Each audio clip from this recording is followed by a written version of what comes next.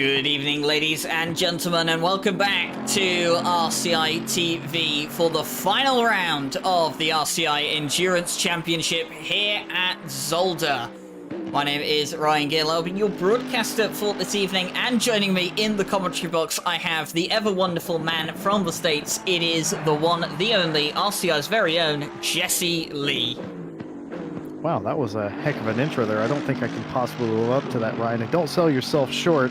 He is the man with the plan, Ryan Gill, as I like to call him. And welcome everybody along to the final round of the RCI Endurance Championship. And it has been an amazing 7 rounds to this point. We've had surprise winners, final lap dramas, weather races, night races. It has been a full-on championship, and it'll be one that I think a lot of us remember for quite some time. And oh, by the way, it's not over yet. Final round here at Zolder. I'm going to suppress the urge to call this place Zandvoort all day, and we still have a championship to decide. Only 6 points between the top 2, Ryan. Yeah, very, very close in the Pro class, and obviously the Silver and Am classes not so close together.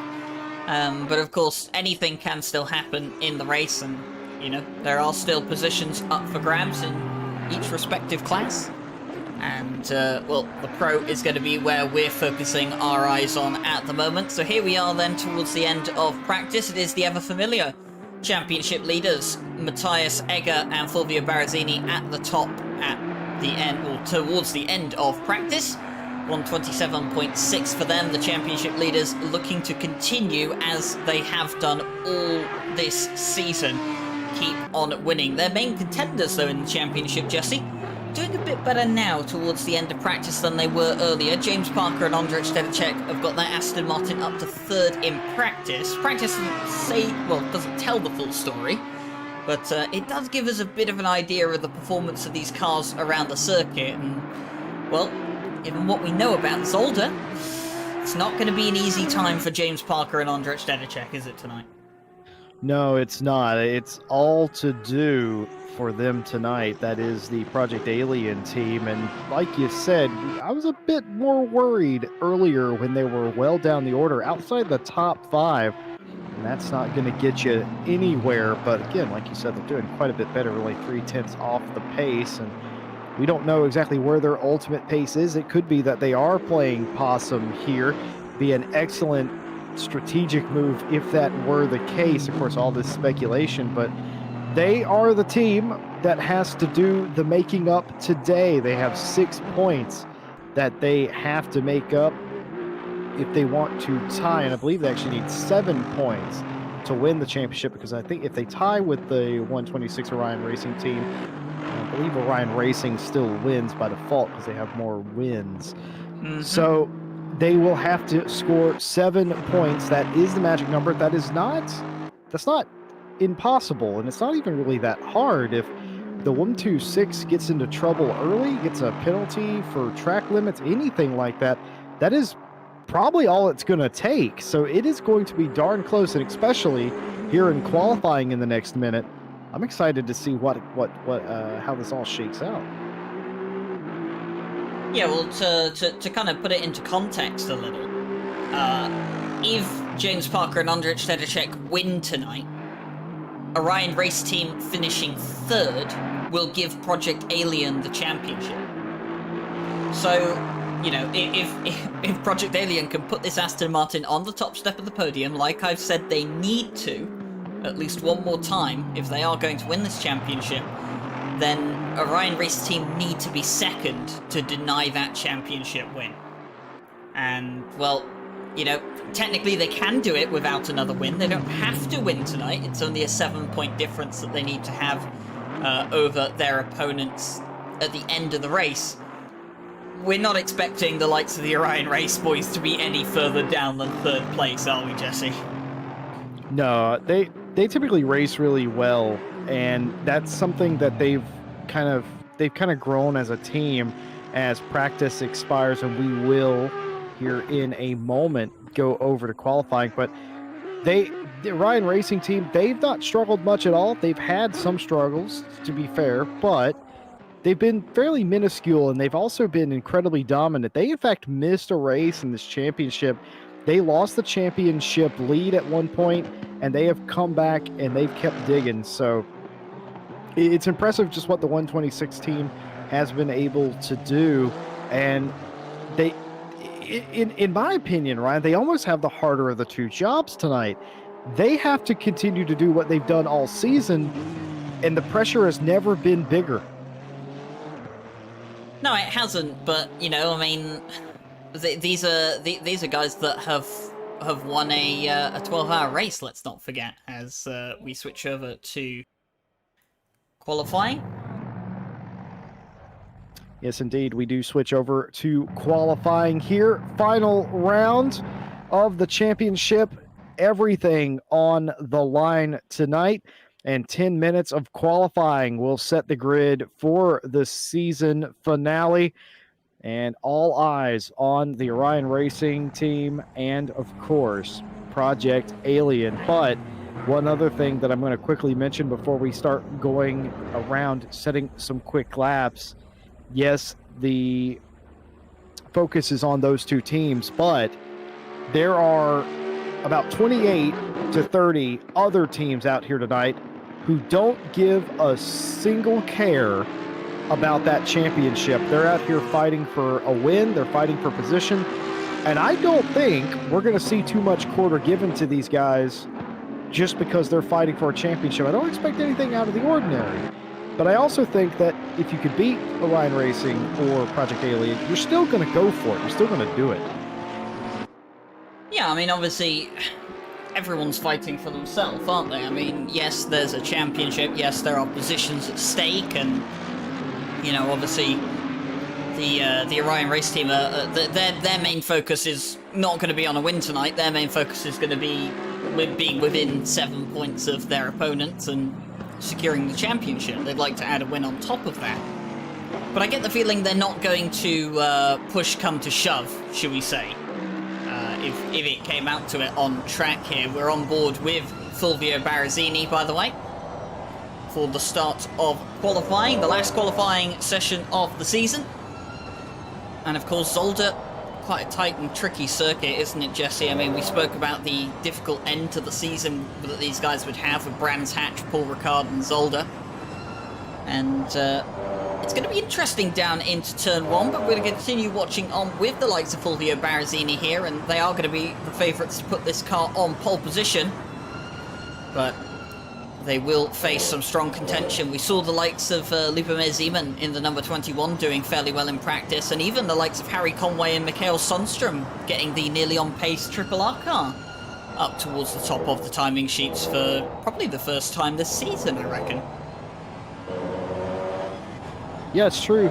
That's the thing. You can never take your eye off the ball, they say, and it's the same thing in racing. You got to keep focused, and you also have to maintain that sort of awareness, because you never know. And maybe this track, out of all the ones that we've been to, maybe it suits them better. Maybe they found a little extra pace. I'd be curious to know just how much practice some of these teams did for this season finale race. I know some of the teams, maybe if your championship points don't look too great, or you're not battling anybody, maybe you sort of drift your focus onto I mean, there's no shortage of sim racing championships you can get into. So sometimes the team's focus will drift here at the end, and that sort of mixes it up at the end of the season. But for some of these guys, it's all for some of these teams, it's almost redemption run. Get that final race in there and do well. It almost feels like you've won the whole thing. And for some of these other guys, maybe they've checked out a little bit. But the dynamic here is a lot different than it was at the start of the season. But that all being said, our top two teams are still the top two teams in the championship. So we're going to see exactly just what they can do today. Fulvio Barazzini is the quickest so far in the 126 Orion Racing Mercedes at a 127.489, and he might go quicker, I think, at some point. But this is Andra Dedicek, who is qualifying the Project Alien car. And I find that very interesting that James Parker is not qualifying this car, but he is 1.5 seconds off the pace. In fact, most of the field is at least that far off the pace. The gauntlet set early by Berrezzini with that lap, but I still think he might have a little more pace. Yeah, well, Jesse, I'm just getting a bit of information here from Nico, one of the stewards that we have here tonight. And we might actually be about to experience a server restart. So you're telling me we're going to do some RCI radio right here? We are going to do some RCI radio. We have some shots of the Zolder circuit up at the moment for everyone, and I can actually inform you as to why the server restart will be happening. There's apparently one of the teams that is supposed to be racing tonight. There was a bit of a mix-up with their sign-out numbers. Sorry, you are limited to 2 sign-outs per season for the Endurance Championship, and the issue is that they had incorrectly been given a 3rd sign out and obviously disqualified from the championship, and of course that meant that they were removed from the entry list. This issue was fixed this morning, but we've only just found out now that the entry list update didn't work. So unfortunately, that means we have to do a quick server restart. Qualifying will be restarted, and well, everyone will have to go again. So apologies for that. But we will get back on track as quick as possible for you guys. So, little classic technical difficulties for you there, well explained by Ryan Gill. So, we will have a nice little RCI radio, my personal favorite thing that we do. But I want to talk about this track really quickly. I mean, you know, every corner here, as far as I can tell, is named after a famous race car driver. And how many turns on this racetrack, Ryan? Oh, please don't get me started on this. Well, if you look at the official guide, it tells you there's 10. I've counted way more than 10 on my own, though. I reckon there's about 16, 17 on this circuit. But I'll leave the audience at home to find a track map of their choice and count it off of that. I mean, Jesse, let's if you want to explore this avenue, we've got a track map here in the comms box. I'll just pass it to you. There you go, on the whiteboard. And how many corners can you count on there? All right, turn 1, 2, 3, 4. Now I'm in the Klein chicane, 5. I will count that as a turn. So what was that? 5, 6, 7 Villeneuve chicane, 8 Terlamen, Boulderberg. Yeah, there's 11 or 12 turns here, according to my math. So the fact that they list 10 is a bit ridiculous, because even if you don't count the kink, that's still 11. And also, we could get into an argument of, is a chicane 1 turn or 2? But even if you count all of both of the chicanes, well, let's actually explore this, because someone did suggest to me that a chicane does count as 1 corner. Okay. However, the official Suzuka track map lists the chicane as 2 corners. Oh, here we go. And you know the curve that comes after the second chicane at Zolder? That's not a corner. But you know what is a corner? I beg your pardon. That's not a corner. But do you know what is a corner? The really small kink at Misano and at Kyalami. Okay, look. I think we have a chicken and an egg situation here, but yeah, there's 11 corners on this track using all base judgment and logic, but I think they threw a lot of that away whenever they started to but when they started to map out the corners of this place, because I love how a 90-degree right-hander is not a corner. I love it.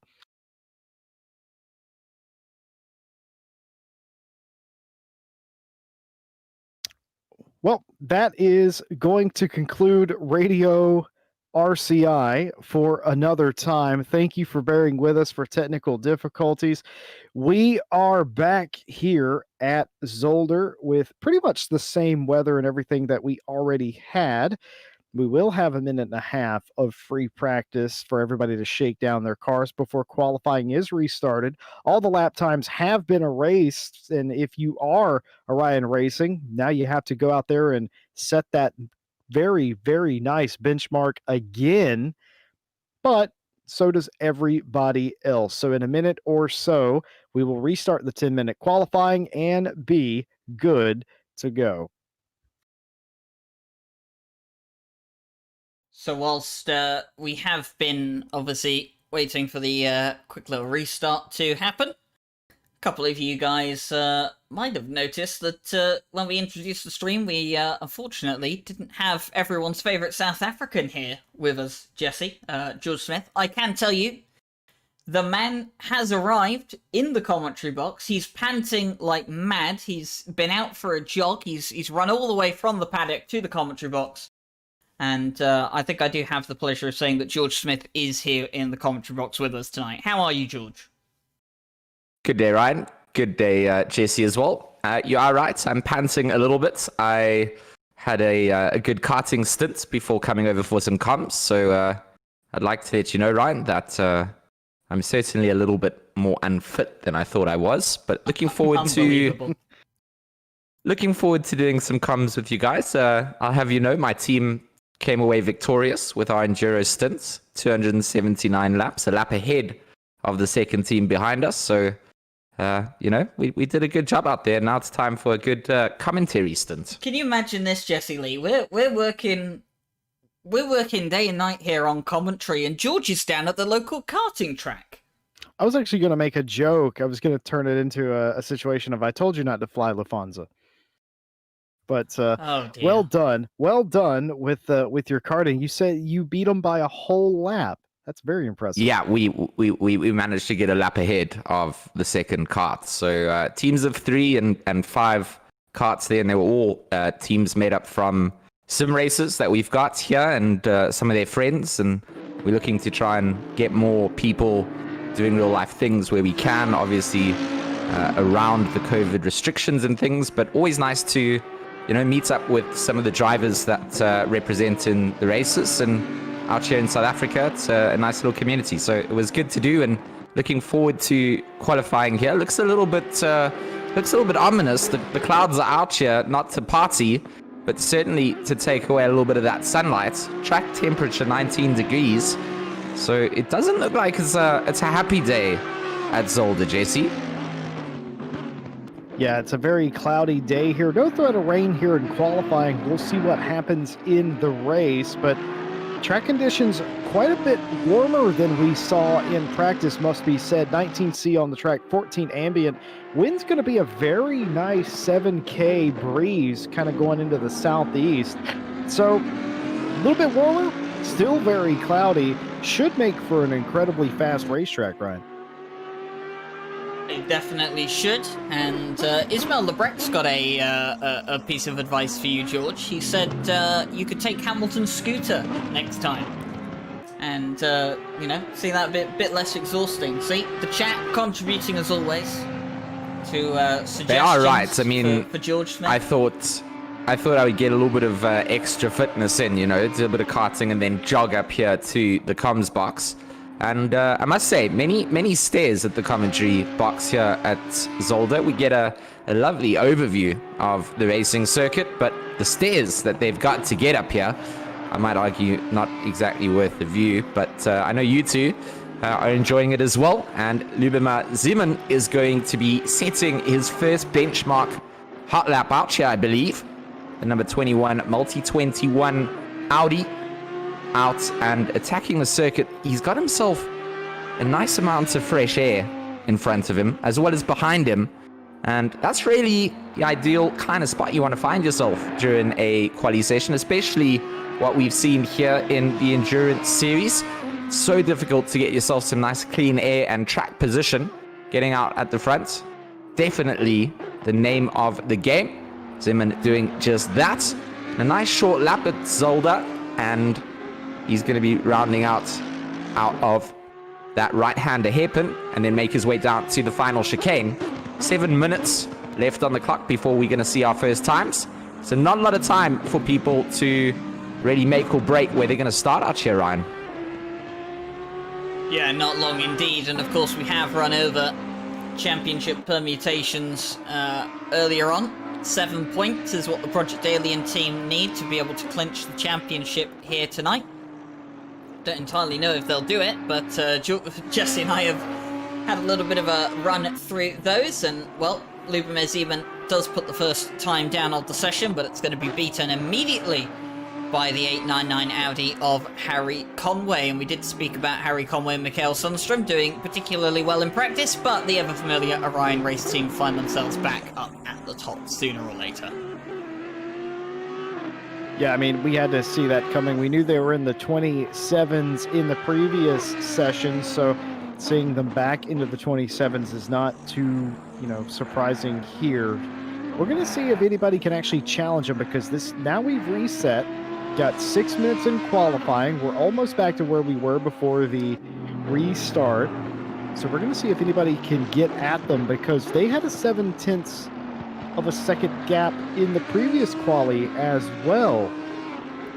So it's going to be really interesting to see if Dedicek, who is also back in the car again for qualifying, if he can get any closer. He's the same distance back from Orion Racing as well, and that's quite a big gap. I suspect that they'll get some more heat in the tires and somebody will be able to do something about that. And if they can't, then I mean, that's like printing money for the Orion race team.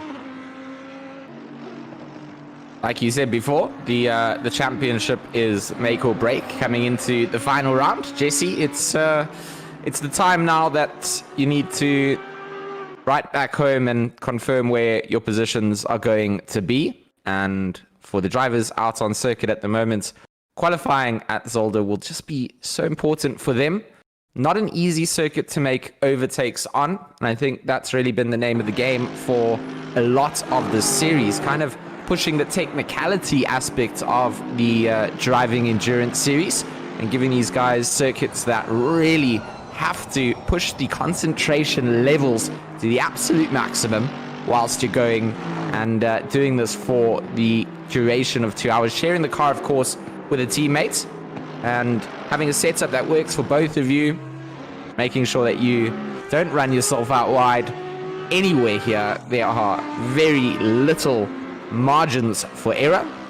You find yourself in that bad spot, it's definitely not going to be a place that you want to be. Martin Lawrence in the 404 Connection Lost Racing Audi will find himself up towards the front of the order on the second row of the grid in third place. 1.3 seconds off of the likes of Barazzini's pole, sitting 126.9. Yeah, I think the thing that blows me away is Rower up there inside the top three right now. And Barazzini has reset quick lap, a 126.919. That's an incredible lap. Schumacher goes second in the 42 Lexus, goes back to being about 0.8 behind. But absolutely blistering pace by Barazzini in the 126, and the championship challengers nowhere to really be found. They're in 10th place currently. They're nearly 1.8 seconds, I should say, off the pace right now, and that is not looking great. And one thing about this place is there's a lot of passing opportunities around here. It's just not a track you ever want to have to make a pass on, because it is incredibly tight. It's dangerous to go too wide around here. Definitely don't want to go too wide too often, and when you do so, you're just costing yourself a lot of time out to the drivers behind. It's one of those difficult places that you find yourself. You continuously want to push for positions, but the fight that you have with the driver defending then costs you time, and you have to then watch out for the driver. I just love GT3 racing. I mean, I think the tight technical tracks do kind of highlight just how skillful you have to be to not make a mistake and still remain competitive up towards the front. Lawrence, he's finding time out there and putting himself up towards the front of the order. Schumacher as well in the number 42 Lexus, doing a good quality timeout and getting himself onto the second row of the grid. Marco Ripper will be lining up alongside Schumacher at the moment. Crossing over the line, does he better his time? He does. He will start on the front row alongside Barazzini if things are to end now, which they don't. A minute and 50 left of quali. Flashing lights. What is that? What are those flashing lights, Jesse? That's probably, I'm on a fast lap, and I'm afraid I'm going to catch you flashing lights. If I had to guess, the Marco Ripper GC Racing team, yeah, probably doesn't want to catch this car, or either that or knows that they're not on a fast lap. You can see all these cars scrambling to get out of the 514's way. I'm assuming those are Silver and Am cars. So they did a really good job, though they made that a little bit more scary than he probably would have wanted it to be. But they got out of the way, so I would assume that's why they were flashing. And look at this, the sportsmanship of letting people get their laps in, adhering to the blue flags, letting them know there's a car on a lap. It's even worse, going all the way into the sand. You do not want to visit the beach here today. When a driver lets you pass for a lap and unfortunately you then just mess it up right after, and he has to go, okay, cool. You both got a shot to, yeah. George, you just roll your eyes and drive around them is what you do. Yeah, it's exactly that. You're like, oh, and you both go and take another attempt. But it's so difficult. Yeah, I think we're going to see a couple of NASA launches over the chicanes. We've seen just how dangerous they can be. Sorry, Jesse, are they NASA launches, or are we going with SpaceX launches then? We saw that on Monday night, didn't we, George? With Andrzej Dedicek. Dedicek absolutely checked out of the race, and he somehow avoided. You know how he avoided the track cut limits of the actual sim, Jesse? Do you know what he did? Did he go to space? Well, yeah, I mean, he managed to motocross jump the entire curb. It felt like he was just in the air all for four a wheels good, off the ground. Yeah, for like 3 seconds over where he would normally be cutting the track. So I don't think the sim was like, well, it's okay there. So yeah, I mean, that situation can also go the other way around, and you unsettle the car and you just completely lose it and might go into someone else. So those chicanes here, they definitely have a bit of a reputation. We're gonna see them at play this evening, and as qualifying officially comes to a conclusion, drivers out on circuit are able to finish up their laps. Maximilian Walmuth in that number 16, currently in 12th, crosses the line, betters his time, sets a 1:28.4, gets himself to within the top 10, just ahead of Svensik in that Bentley.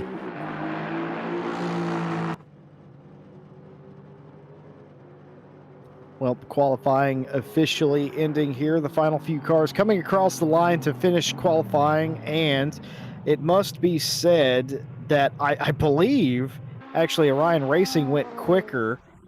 I am pretty sure, yes, because they are setting the pole pace 1:26.826, and if I'm not very much mistaken, that is an extra championship point.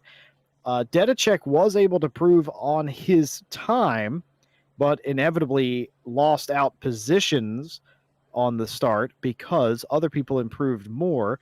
So the team that is chasing in the championship will start outside the top 10 today. That 44 Aston Martin, and your championship leaders coming in will get the pole position point and also start out front, and that could be invaluable here today. But behind him are a bunch of teams and drivers who are only interested in one thing, and that's winning. It's one of those things where, that extra point that they've picked up for the pole sitting lap now makes that point deficit between the Orion Race team and Project Alien exactly 7 points right before the race has started. It's really the only thing that can impact the championship standings before you go over to the green lights for the race, and that is the pole sitting lap. So securing that, getting that extra point, knowing that you have to chase away, we're going to get a look at our endurance championship standings as they are. There we go. The Orion race team in that number 126 Mercedes AMG. You see them with 349 points. They're picking up an extra point for the pole. Project Alien in second, chasing him down. The number 44 Aston Martin Vantage V8 with 343 points. GC Racing number 1 on 322 points. They are in third place. Fordzilla in fourth with 267 points. The 404 Connection Lost Racing Audi in fifth place with 243 points. Phoenix Racing Portugal in sixth, nearly on pace. Triple R in seventh. Technic Motorsports in eighth. We Shite in ninth. And yes, Heat rounding out the top 10 on 208 points.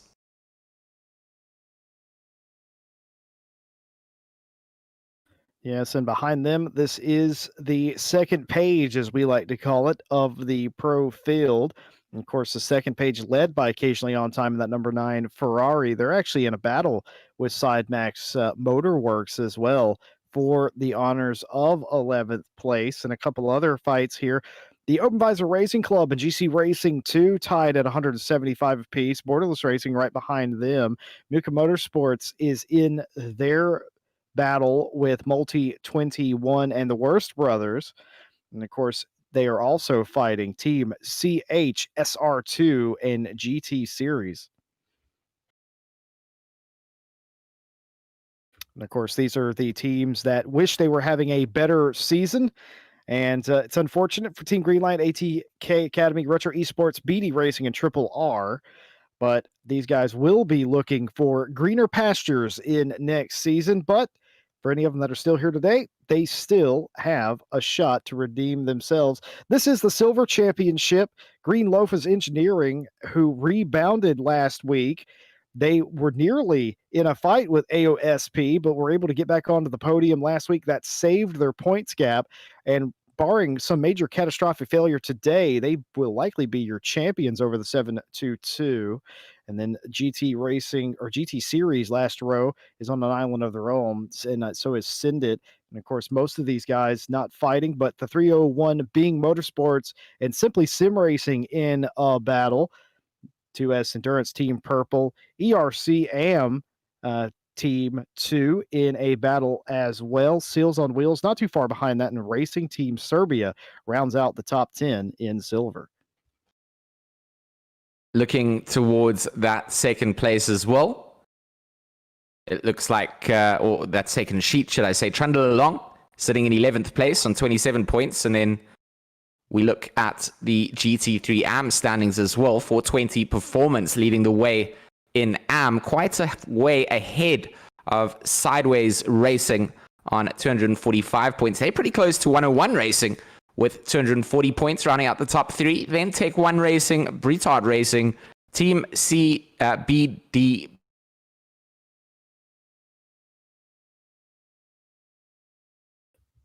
Yeah, Team BDB out there also fighting for position. Then Team CHSR on their own island, NLR Nations Racing League, and Rubber Bandits. That is the 9 teams that were signed up for AM. And as you can see, most of the championship points decided, but a lot of points on the board for some of these guys that are still fighting battles inside the top 5 of the championships or anywhere for that matter. So a lot on the line here today. The thing that we do know, as we are 1 minute from going out on the parade lap, is Orion Race Team just needs to maintain their position today. The thing about that, though, is that the 514 with the Ripper and the 404 of Lawrence, they don't really care, do they, George? They really do not.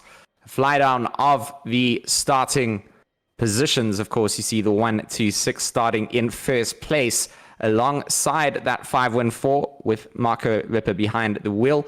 Lawrence in the number 404 starts third. Zero starts fourth on the grid. Sandstrom in the 899 will start 5th. Rovert will start 6th. Zeman in 7th. Felix in 8th. The number 16 of Wilmot starts 9th. Svensik in that number 7 Bentley rounds out the top 10 overall starting positions. Bosselet, Parker, Hauer, Madzo, and Asawi are the cars down to 15th.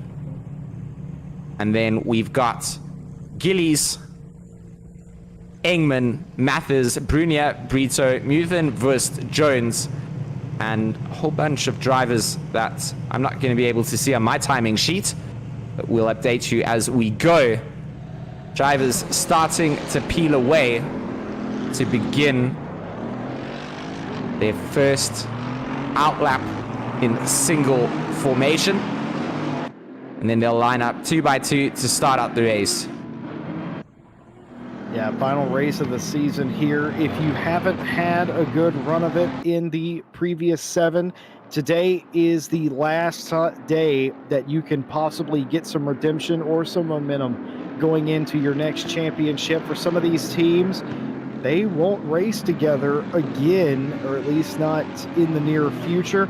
For some of these guys, they are lifelong teammates. So either way, last chance to get something good out of the season. What a comeback it would be for the 126. We mentioned them that they missed a race.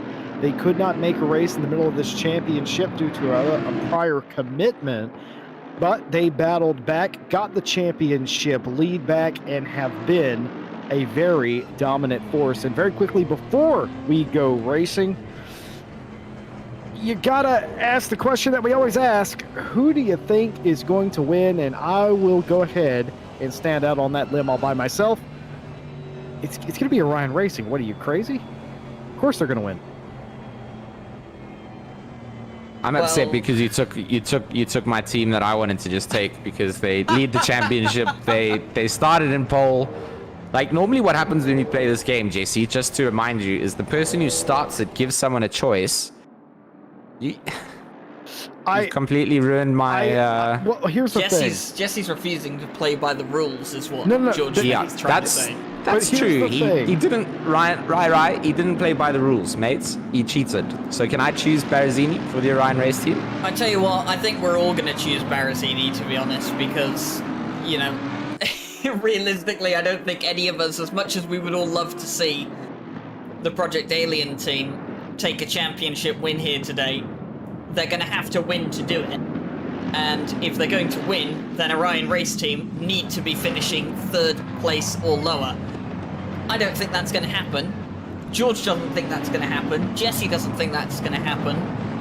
They've got their backs against the wall for the Project Alien team.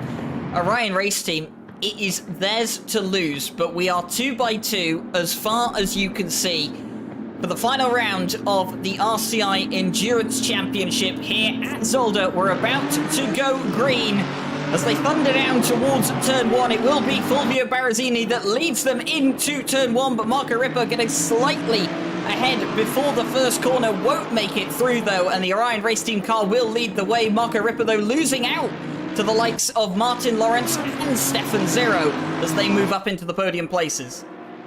Ripper definitely not seeing where that potential was going to go. Was looking like he wanted to put some pressure on, and Stefan Zero now will be trying to etch his way ahead. Looks like Ripper will get one position back, but it is the likes of Lawrence who's taken over that second place. Look at that mid-pack behind them scrapping out. We see some absolute sparks getting kicked off as somebody bottoms out of the exit from the first chicane. Couple of cars having to use the escape route as well, coming down into the braking zone.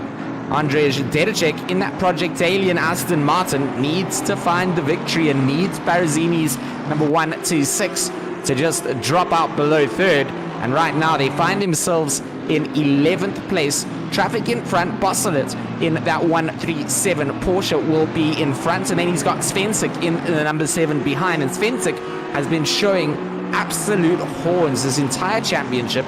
He's almost seeded into the wrong class and division in terms of his pace, So he's going to be looking to hang on to the back of his number 44, not let this be easy for Dedicek, and lap after lap, as Dedicek will get caught up in that traffic, Fulvio Barazzini and that number 126 is allowed the freedom up at the front to start to build that gap, and already 1.1 seconds away from the likes of Lawrence in the 404 behind him. And you can almost see the visual representation of how big that gap is becoming. The front three coming out through the right-hander, and then it's just a pile of GT3 cars trying to get themselves into the mix. Well, the race is like a checklist, and you have to get that first thing off the list. First thing, qualify well, check for Orion Racing. Next thing on the list, get a clean start and get away, check mark there. And now it is into management mode for this race. They very clearly have the pace over Martin Lawrence in the 404 team, and in fact the entire field. So they have to just manage their race and stay out of trouble. That is the next checkbox they will have to do. But unfortunately, that will not be checked until they get that checkered flag at the end of the day. It is going to be a long 2 hours in waiting for Orion Racing. But what a great start, and a pretty darn clean start by all of our guys. Very professional indeed. And of course, these are the best of the best, the fast boys, if you will. So I didn't expect too much different. Of course, one drive-through penalty for Washbrook there in the 69, and that is not a steward's penalty, that is a sim penalty. So either they were out of position on the start as Wilmoth. I think that was it. Oh no, but there's going to be contact, heavy contact between Wilmoth and Bosselet, and Wilmoth goes around in turn one, and he will have to go in there. Oh, that's not actually Bosselet, in fact. That was a different car entirely that Wilmoth had contact with. That was an Aston Martin. But either way, he goes off. He went for the move, it did not come off, and he paid a hefty price. And George, that's what we were talking about. We were talking about that sort of move. In the track, you can pass around here. There are many opportunities, but you don't really want to have to, and that's exactly what I was talking about, because that can cause problems. Just an update really quickly. There are 3 classes on the track here today, and there are 3 mandatory pit stops. The pit stops require tires and a driver change. Every driver here has a co-driver, and you have to do that 3 times. There is a maximum stint timer, and of course, just like every race in this series, we have live stewards just in the box adjacent to us for all adjudication. And this has been a great season for them. Round of applause for them. They have been here as, well, actually longer a lot of times than us, and they are doing a great job. Not a whole lot that they had to look at, in my opinion, from that opening few laps, though, Ryan. No, not really. It was very, very clean, and I think there was a bit of an incident towards the back with one particular car, but obviously, you know, no major pile-ups and stuff, which is exactly what we want to see. We want to see some nice, clean racing out at the start.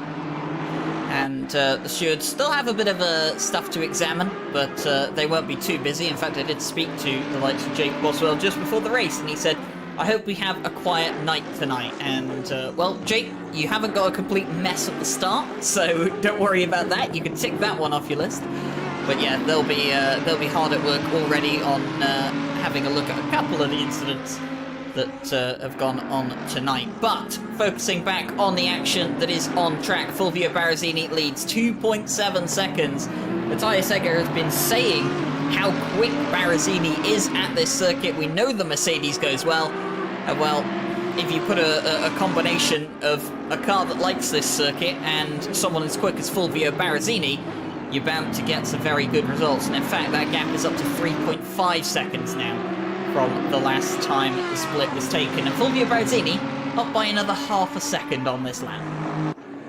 Absolutely flying out there on the circuits, and Barazzini seemingly has something to prove. You know, don't know what that is. Don't know if, you know, might be leading the championship or something. But the 126 definitely wanting to end the championship off with a bang where they can. And Lawrence not quite able to match the pace that Barazzini is bringing down. Andre Felix in the number 675 Phoenix Racing Portugal Aston Martin. He's got Dedicek behind him. Both of them have benefited in terms of their track positions. 8th and 9th for Felix and Dedicek. And Dedicek's got a long way to go if he wants to give Project Alien that opportunity of perhaps contesting for the championship.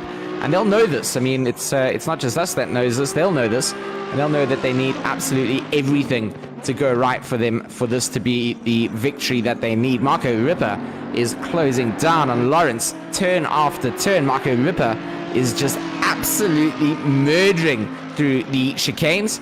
And he's tucked himself right up behind the slipstream of the Audi. And right now, Martin Lawrence is going to have to get onto the defensive as quick as he can.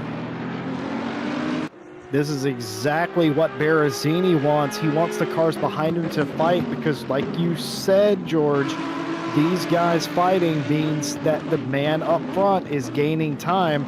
And he doesn't really need help, Berrezzini, gaining time, but he's getting a little bit of help from the top two cars fighting one another.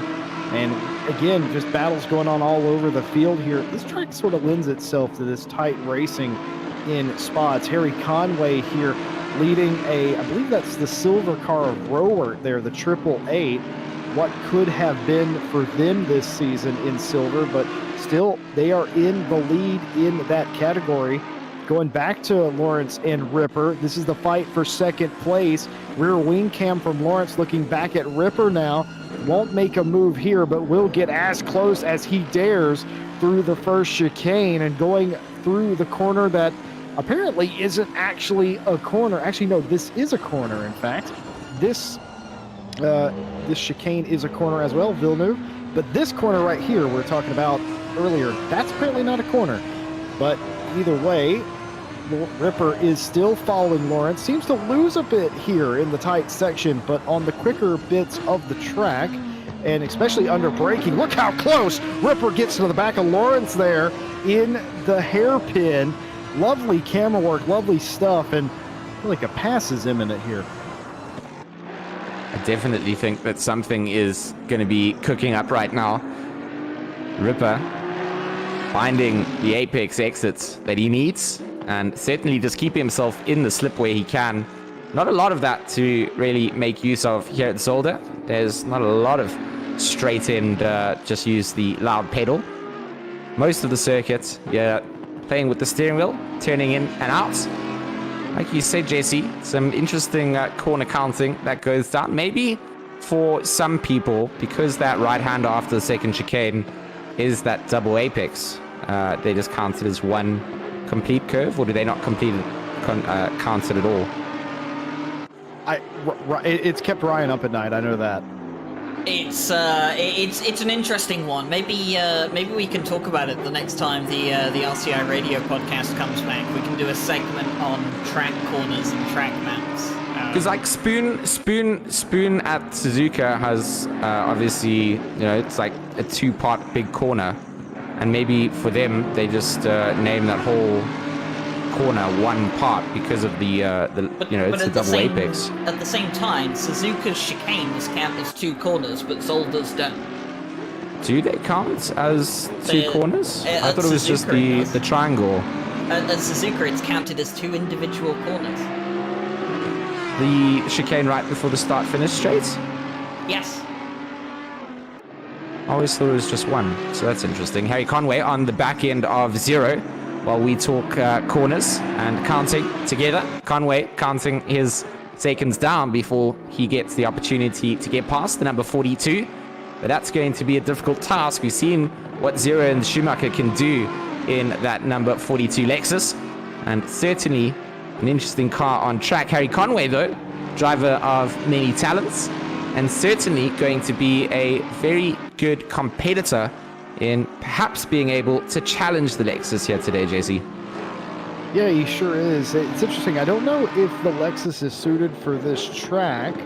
Maybe Conway's car is just going a bit better. But in the background, when we were discussing corners, we saw Rowert go completely off track there. Nearly lost a position to Lubomir Zeman behind him.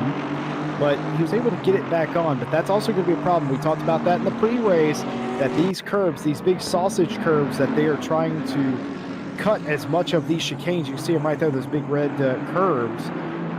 if you hit them too hard or you get too far over on them, they will launch you in the air. And I think that maybe played a bit of a factor, or maybe just went over the curb a little bit too much. This is Andre Dedicek. This is your championship contender. This is the team that has the shot to win it all here today. Qualified 12th. They're up to 9th, looking for 8th place. Dedicek has found some pace, it must be said, because he definitely has picked it up, and he's looking to get 8th from Felix. Felix, who I think is the car that had contact earlier with Woolmouth, I think now. As look at this, the heavy defending down the front straight, to the left, to the right, living La Vida Loca, going down to the inside of turn 1, can't quite get it done. Felix is not giving up that position, and Dedicek, he's going to be fuming now. Come on, I caught you, and was that too many moves, do you think, or was that justified? It looked okay to me. Didn't look like Dedicek was quite ready, but you know what, JC? I think he's going to let you get excited again, because you catch up to someone once, it means that you can do it again. And right now, Dedicek putting himself in the right place to just have Felix at arm's reach. We've seen exactly how this has not gone the way before, or the right way for him on the previous lap, but this time round, does he manage to get something done out through the second chicane and through the double right-hander that's only counted as one corner? Dedicek now into the braking zone for the hairpin. This is a good place to get something done, and we'll see Dedicek chasing down, keeping himself in that slip to equally powered beasts in the Aston Martins that they've chosen to run.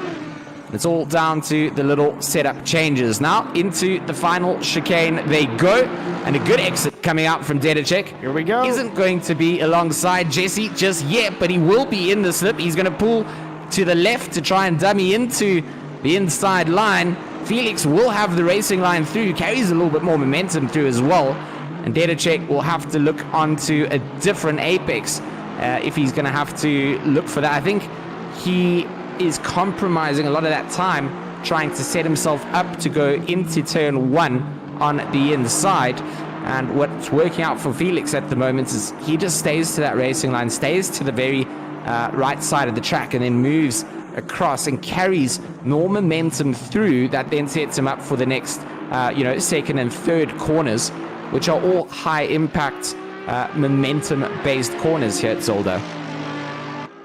Yeah, got a few penalties that have come through. Lap 1, turn 5 incident.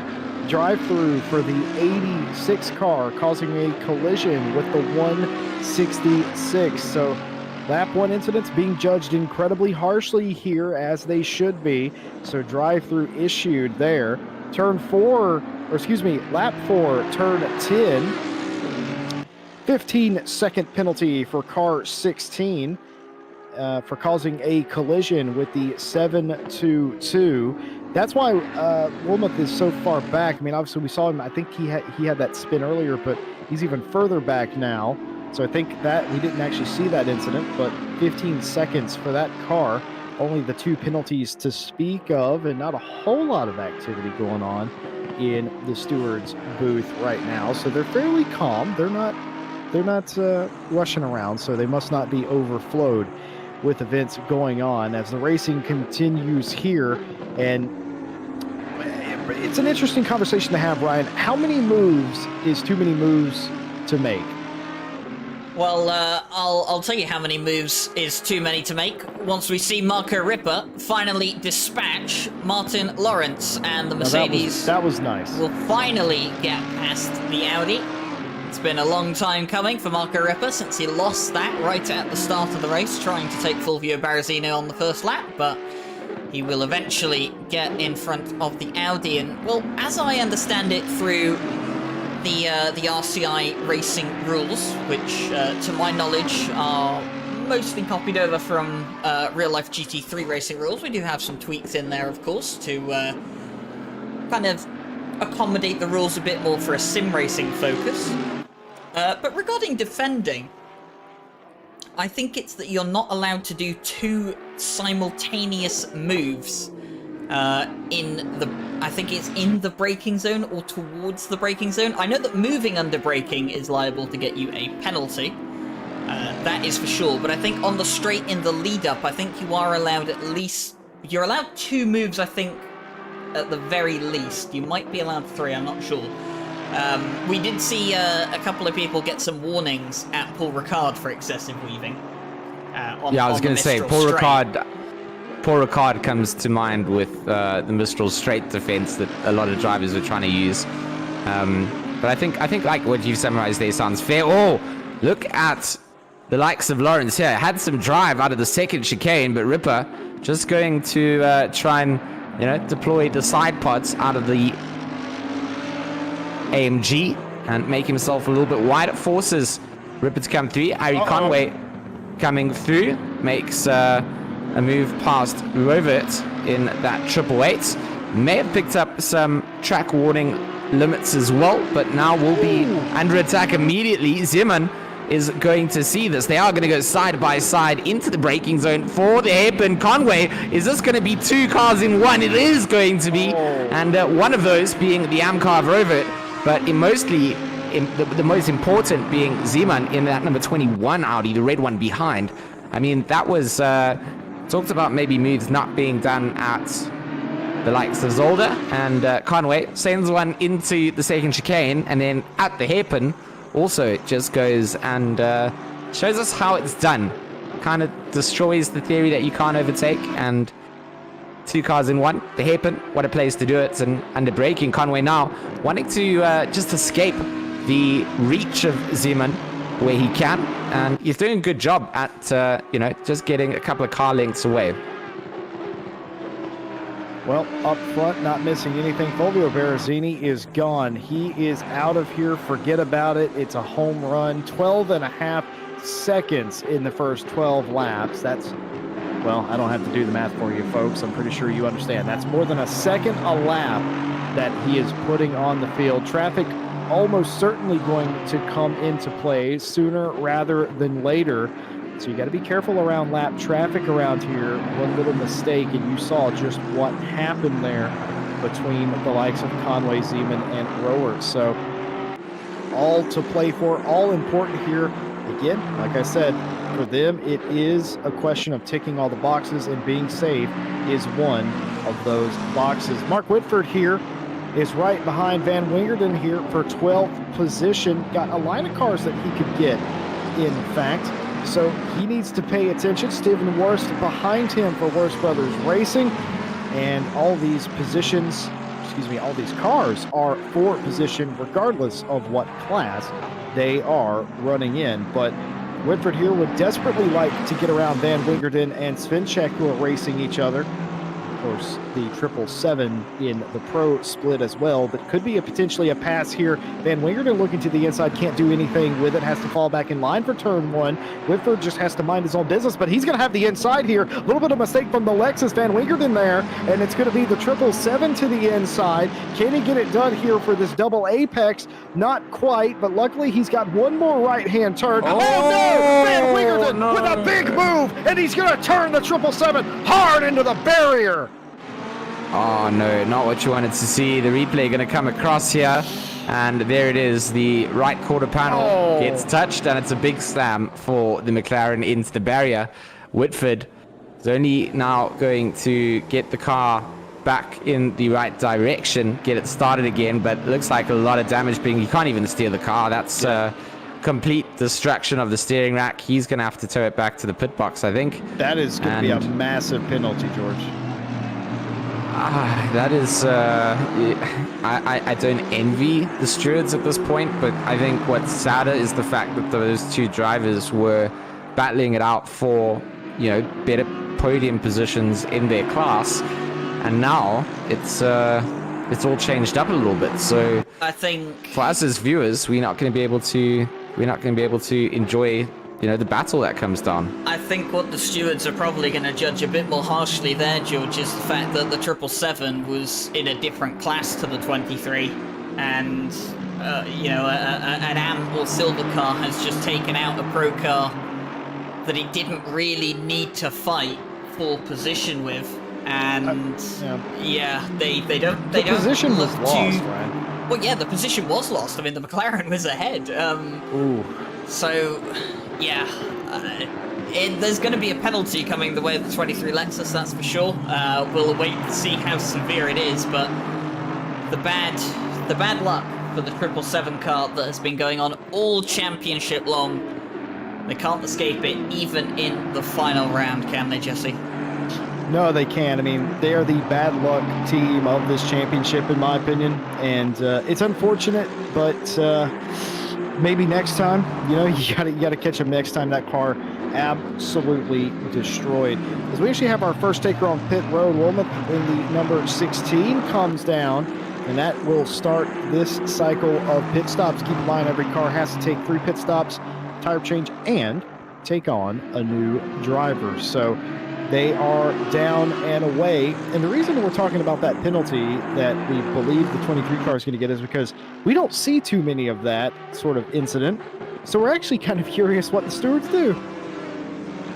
Yeah, right. It's not something that we normally see. Normally the you know, the gentlemanly sides. But yeah, I think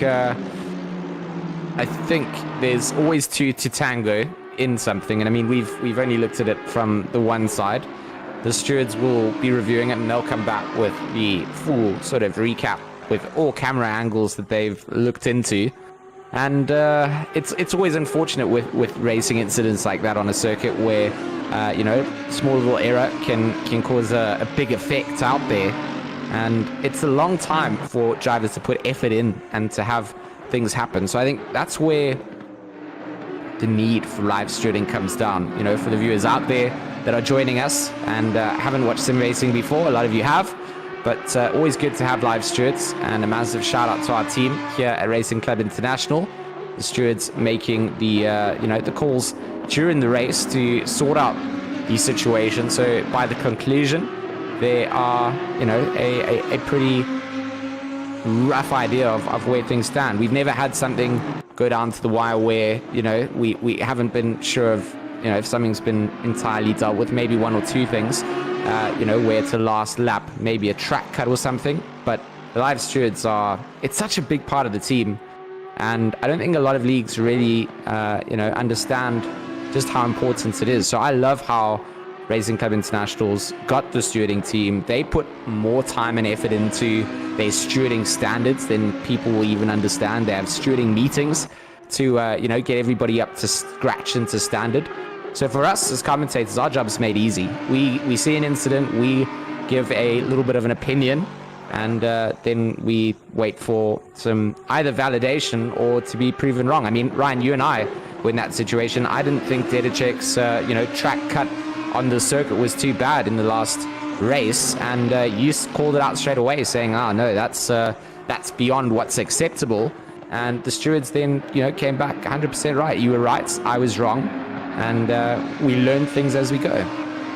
Yeah, we get a very limited amount of information. We get to see an incident once or twice if we're lucky and catch it on the replays, and we only ever see 1 or 2 angles of an incident. So, you know, it's entirely impossible for us to make the call 100% of the time, but, you know, the stewards, they see the data, they can see the inputs, they can see all the different angles as Lubomir Zeman gets a bit friendly with the rear of Harry Conway's Audi. And, well, they'll be giving their verdict not too long from now, but Sebastian Brunier in the chat, 5 minutes of damage on that McLaren, and it was quite a hefty hit, it has to be said, and not too surprising, the amount of damage that is on the side of that car, and it's just unfortunate that the OVRC car, yet again, involved in another incident. And I think this is probably the second time this championship they've been involved in an incident with a car not in their class. So, yeah, just unfortunate for them. And it's going to be interesting to see what the stewards make of it, Jesse. Yeah, absolutely fuming as the Open Visor Racing guys. Mark Woodford was in the car, but his teammate, his longtime teammate, Sebastian Brunier, absolutely fuming. And who could really blame I think him he has, being taken he has, out yeah. in? He has full right to be upset, right, in those situations. I think Like the chat saying in there, a lot of thoughts and feelings on where things stand. I love it. I love to read what people type in the chat, Jesse. But it's also good to see some of the raw emotions that comes out. There's also a level of respect that comes out from it. There's a level of tolerance where you can't just come into a chat and start swearing and ranting, but to be frustrated, I think is completely understandable in a situation like this. And I think, like Ryan alluded to, it's not the first time that their car's been caught up in that sort of a situation. So for them, being at the bottom of where they would have liked to be, they're going to have to let a lot of cars through, as you see our race leader getting their way past the 777. It's just an unfortunate situation, and it's sad, for teams and drivers to go through those things.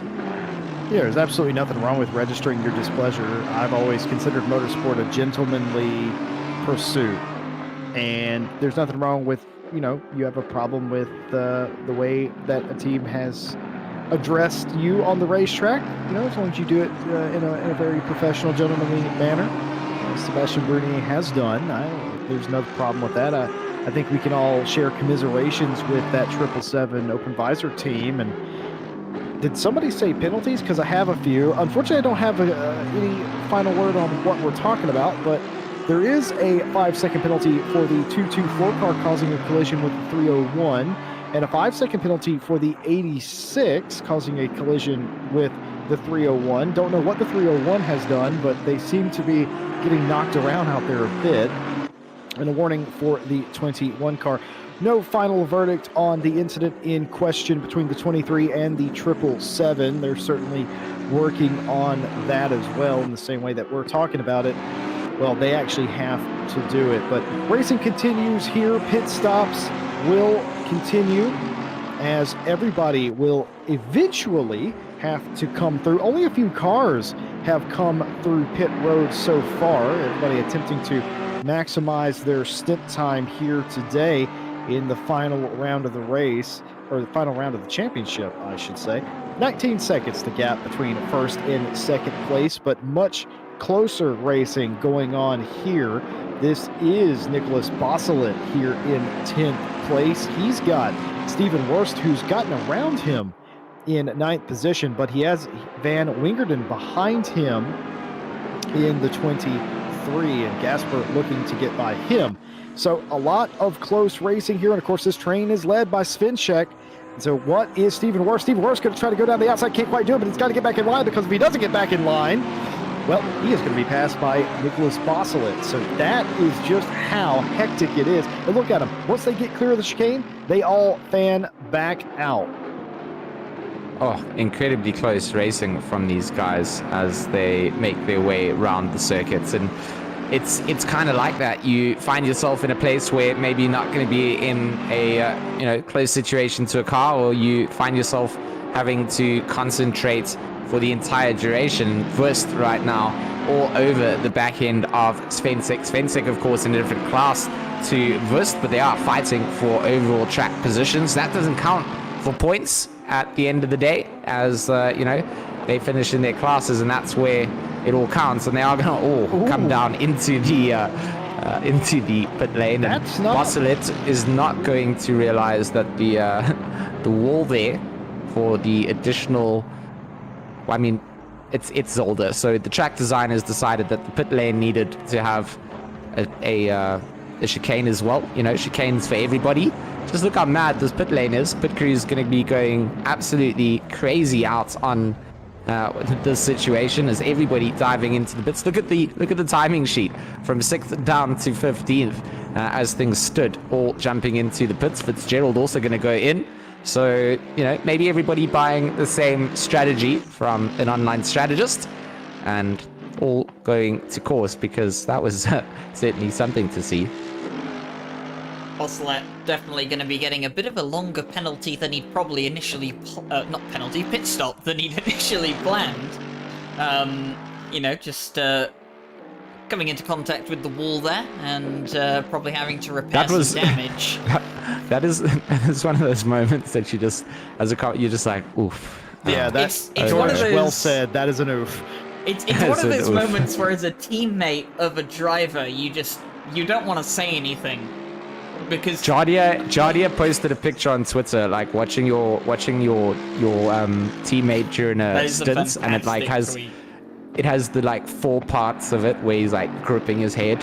It's exactly his teammate. So he's like, "Why you done this?" No. It's exactly that. That is exactly what it's like in a team race. But that's why we love team racing, because you win as a team, you lose as a team. Except when someone else crashes, it's not anyone else's fault. But Fulvio Berrezzini continues to lead the way. 35 minutes is the maximum stint time for all of these guys. So Fulvio Berrezzini will have enough time to go around once more, and he will go around one more time. But he should be coming in at the end of this next lap, and 22-second lead in just over half an hour. Disgusting. It's absolutely disgusting. It's beyond Berrezzini- Mike Noble disgusting. No, disgusting is starting to get used more and more as, the aliens start to impress us, but it only gets used in very exceptional circumstances. This is most certainly one of those instances where disgusting is warranted. Berrezzini is slaying people out on the circuit, and it's the checklist that JC talked about. Get the pole sitting lap, get a good clean start, get away from traffic. And Ripper had a big fight on his hands to try and recover positions that he was in. Lawrence did a good job at keeping at bay for a long time. And Berrezzini then just had, he took out the cookie cutter and he prepared his meal for later. And he's currently sitting in and reaping the benefits. He's going to go in, serve the pit stop handover to his teammates. And, they're going to continue with what they need to do. If they go back to the very start, JC said, it's their race to lose, but it's also their race to win. And right now, for them, they want to come out victorious. They want to finish this championship up on a high. As we look at the likes of Lucas Rummel in the 137.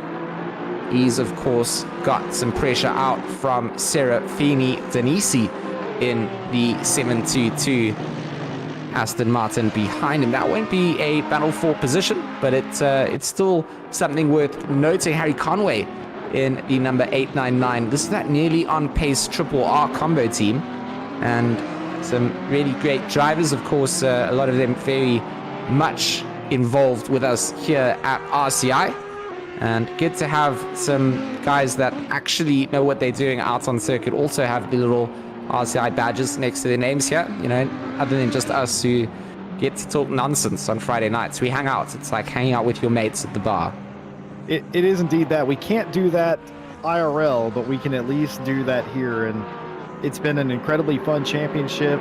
It was a long-awaited return of the boys, and it's absolutely been fun. And I can tell you one thing, as some of these final teams come in to finish up their first of 3 mandatory pit stops, I am offended that pit lane is twice as wide as the racing surface around here.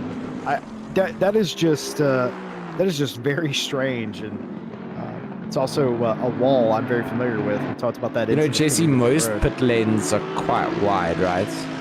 Yeah, but the track is narrower, and I'm offended. I would like to speak to your manager, George, after this too. I mean, it can only be 2020 when JC Lee gets offended by a pit lane. The year is almost over, not, folks. There's only a couple more. So, Ryan. Couple more days to endure before we go into the pseudo reset and begin 2021. But still, some good racing to happen during this year. Roy Moman in the 888. He currently leads out in class and finds himself in 6th overall. So a bunch of pro cars around their team, and that's exactly where you want to be. If you're out there, got some flexibility and some proving points to just have a little note, just kind of rub in the salt to the wound. Just what tier was I? Where was I driving? A little bit of banter as a car that is definitely feeling like it's a little bit out of class, but so it is what it is. It's racing, and right now doesn't matter where you are. But Matcha has taken over in the 404 Audi, And I didn't know if you guys saw what I saw there, but that was an extremely squirmish exit out through the right-hander, and somehow manages to hold on. Will sit behind the likes of Guider in at the 514. Marco Ripper handing over the wheels, and the two continue to fight it out. So interesting scenarios when, you know, two drivers fought it out before. They pitted at the same time, and the new drivers come in, and now they handed over the reins and said, you know what, there's a fight on your hands. Better not lose this. Yeah, I mean, you almost hit the reset button, George. Whenever your co-driver gets into the car, their pace is going to be different. Of course, usually with teams like this, the setup is a compromise between two people, and it's always going to, generally speaking, it's always going to favor one driver rather than the others. So you're never quite sure what you're going to get. Of course, you strategize with who you put in first, as Matcha all over Guider right now, but he is being hounded by the 42 as Schumacher behind him. Schumacher looking to the inside, looking to the outside, back to the inside. He's going to get side by side down to the second chicane. He's going to be on the wrong side. Can he hold a position? No, he doesn't. He pulls out, but he gets back in there, but he's going to have to pull out again, as they're going to have to go single file, but still very squirmish is Bart Matcha. Schumacher has no choice in that corner but to let off. Will he be close enough to dive down into this corner? I don't think so. And everybody will play very nicely. Some excellently done racing and challenges there. But that's exactly what we're talking about. Guider slowed up Matcha, and that allowed the 42 to even have a look. And now Matcha's going to close back up to Guider. Oh, Jesse.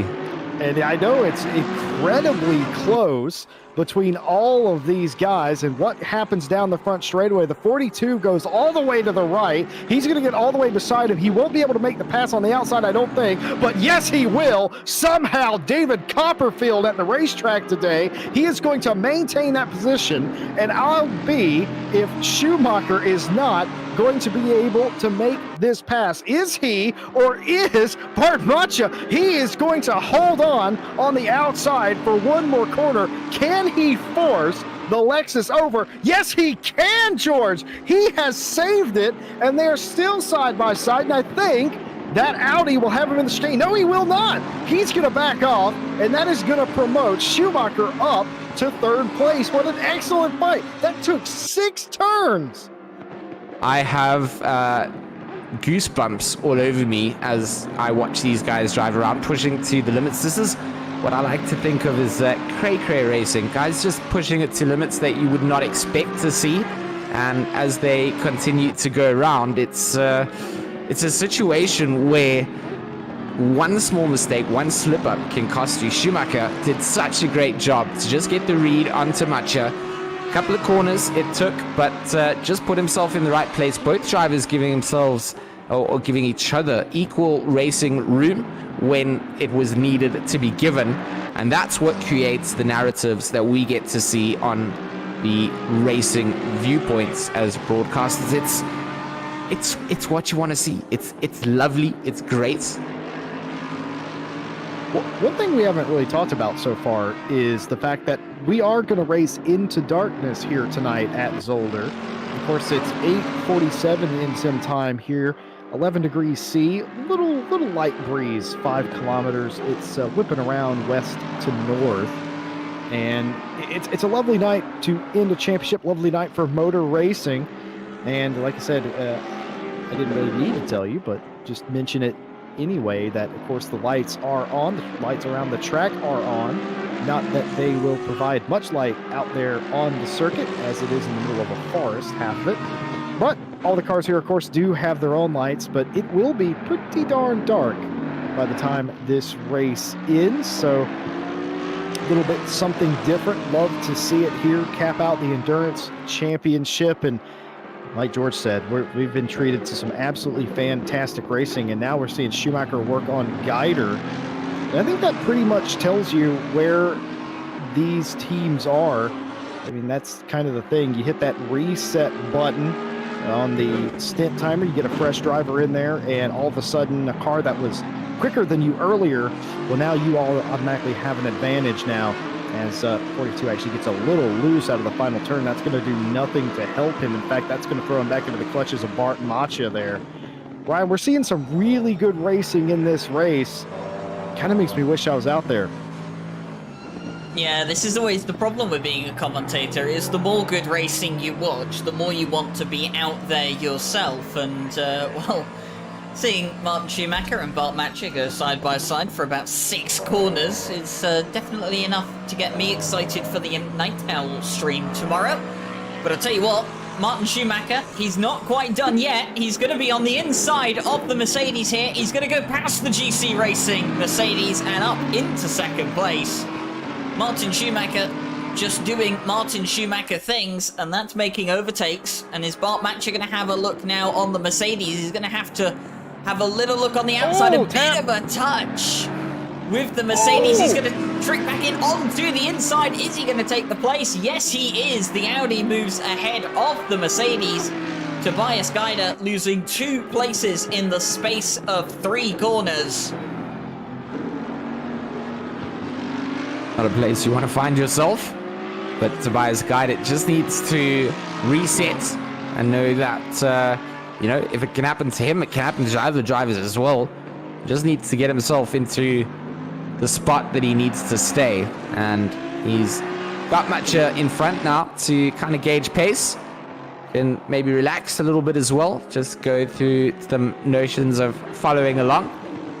The light is obviously fading as well for the drivers. You can see it's getting darker out on the circuit. The headlight's going to become more and more important for the drivers, and it's a very well-lit circuit, Zolder. So it's a night race, but not quite as dark as other circuits find themselves to be.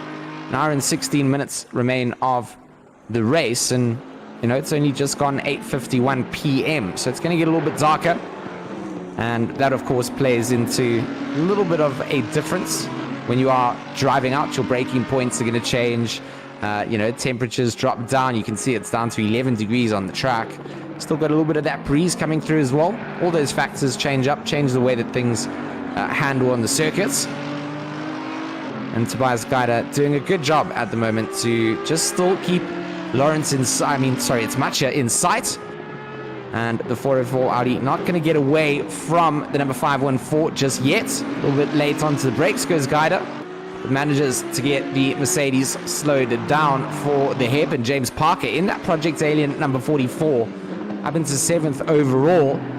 But with Matthias Seger in that 126. The Orion race team looking very good to set themselves up for a victory. James Parker will be wanting to get as many points as they can.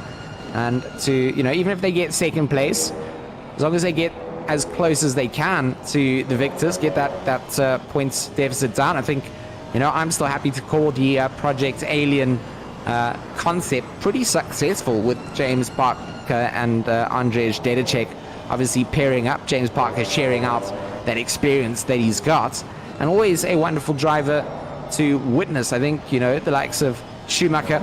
Shanti in the chat mentioned a very clean driver to watch. I agree completely. And James Parker, another driver that I quite enjoy getting to spend some time watching on circuits, and he's doing a good job to just close down the delta time between himself and Momin for 6th place overall. But it is Sundstrom in the 899 that is going to be for the next in-class points position. So there's Mercedes in front, all but a distraction, nothing for points. So James Parker going to be wanting to dispatch that and be able to start working on the gap up to Sundstrom beyond Momin. Yeah, Momin's not going to lay over, and neither does he have to. But obviously, you know, different classes, but this is for a position on the racetrack. James Parker, not flashing lights, not frustrated, just trying to pick his moment. I gotta say something about Dedicek though. What a great drive from him. Started 12th, didn't have the qualifying at all that they were looking for. Drove all the way up to about 8th, I think, at one point. And here comes Parker. Parker set him up in that final chicane. It's gonna be a drag race down the front straight. It won't even be a drag race. The 888 Momin saying, yeah, you're faster than me. Don't hold me up. Of course, the 888, I think they're 4th in the Silver Cup Championship. So it's going to be it looks like their day right now in their class. It's going to be a story of what might have been for that team in the overall. They've certainly had flashes of brilliance, and today looking really good up inside the top 10. Of course, the championship leaders and who we suspect are going to win the title. Of course, Slizik in the number 7 Bentley right now. They are the championship leaders and second in class. But for a moment, smart move in my opinion. Just let Parker go. I can guarantee you anytime James Parker's been behind me, I let him go. So probably in the best interest here. Speaking of the 7, this is Slizik. Slizik getting passed here by, I think, a couple of cars that are on a different lap, I believe. Because I believe that was Worst there, and Worst is not showing up on the timing screen. So pretty sure different lap there. But either way, looking nice for them. Oh, no, that was for position. Okay. So the board for me was not updated is what happened there, Ryan. And that was a pass for position. Worst into 10th. Slizik back down to 11th. Or actually 12th now because Lucas Rommel has gotten around him. Those two are fighting each other. But interesting to see some of these cars coming through and the way that the silver cars are reacting. They're just getting out of the way. We haven't really seen them fully move over like that in most of the races. I wonder what could be motivating that as Lucas Rommel goes for one in the final chicane there, loops it completely around, gets it going the right way. That is the white and purple Porsche that you see there. That's Lucas Rommel, but he completely looped it. He got on those curbs, I'm pretty sure. So there they come. They're coming up here to the final chicane, and look at Lucas Rommel in the white and purple Porsche. Just what happens, he loses it on exit. Was it wheel spin or was it curb? We are about to find out. Yeah, he just bottoms out on those giant sausage curbs. He actually doesn't spin it all the way around. Excellent save. Lost one position, and now he will have to get by the 7 once again. Yeah, so the number 7 car was moving out of the way initially. Obviously, he realizes that he's not really in this battle and doesn't really want to get in the way of a couple of pro drivers, and obviously moving out of the way to reflect that. George was mentioning earlier, I mean, you know, the Project Alien team, I think we could have called it a success the moment they won a race at the Nürburgring. I don't think you could ever call it a failure. I mean, runner-up in the championship to the Orion race team is, well, it's nothing to be ashamed of, isn't it? And, you know, it's something that I'm pretty sure Andrzej Dedecek will proudly take with him. He's, you know, partnered up with James Parker for the season, probably got a good friend out of it as well. And, you know, I'm sure James Parker's enjoyed himself as well. I mean, probably hasn't been competing right up at the front as he possibly could be if he teamed up with maybe one of his more regular teammates like Sami Ibrahimi or Chris Hooker or anything like that. But I'm sure he'll have enjoyed, you know, partnering up with Dedecek and trying to get him up to a much more alien level. And we even saw some of the fruit of their efforts, because Andrzej Dedecek and Bart Matcher took a win in the GT4 class at the 3 Hours Spa on the past weekend. So, you know, Andrzej Dedecek starting to apply that knowledge he's learnt from James Parker to all of his other racing already, and he had a very, very good race in the Porsche Cup on Monday as well. Yeah, I gotta say, the whole point of Project Alien was to get Dedecek up to alien pace, and it's hard to argue that it has been anything other than a success. They've won in the Pro Series, the Pro category here in this championship, and they had a really great race that they were able to do that. Dedecek already, you know, that his tutelage, James Parker's tutelage has been paying dividends at this point. So I agree with you. It's hard to say that it's been anything but a success. And by the way, ladies and gentlemen, I have been handed the largest piece of paper with the most writing on it that I've ever received from a steward. Nico handed me literally an A4 sheet of paper that details their adjudication and on that incident with the 777 and the 23. But before I get to that, 15-second penalty for the 514. That is the third place runner in the race. 15 seconds for the 514 for causing a collision with the 299. So that's a 15-second penalty that will be served on their pit stop. And in the case of the 777 versus the 23 into turn 4, 15-second penalty awarded to the 23. And this is a rare occurrence, guys, where I have additional notes. The stewards note that the 777 left just enough room for the 23 on the outside, but the 777 left themselves at risk of an incident because they got so close, but they say that there was just enough space.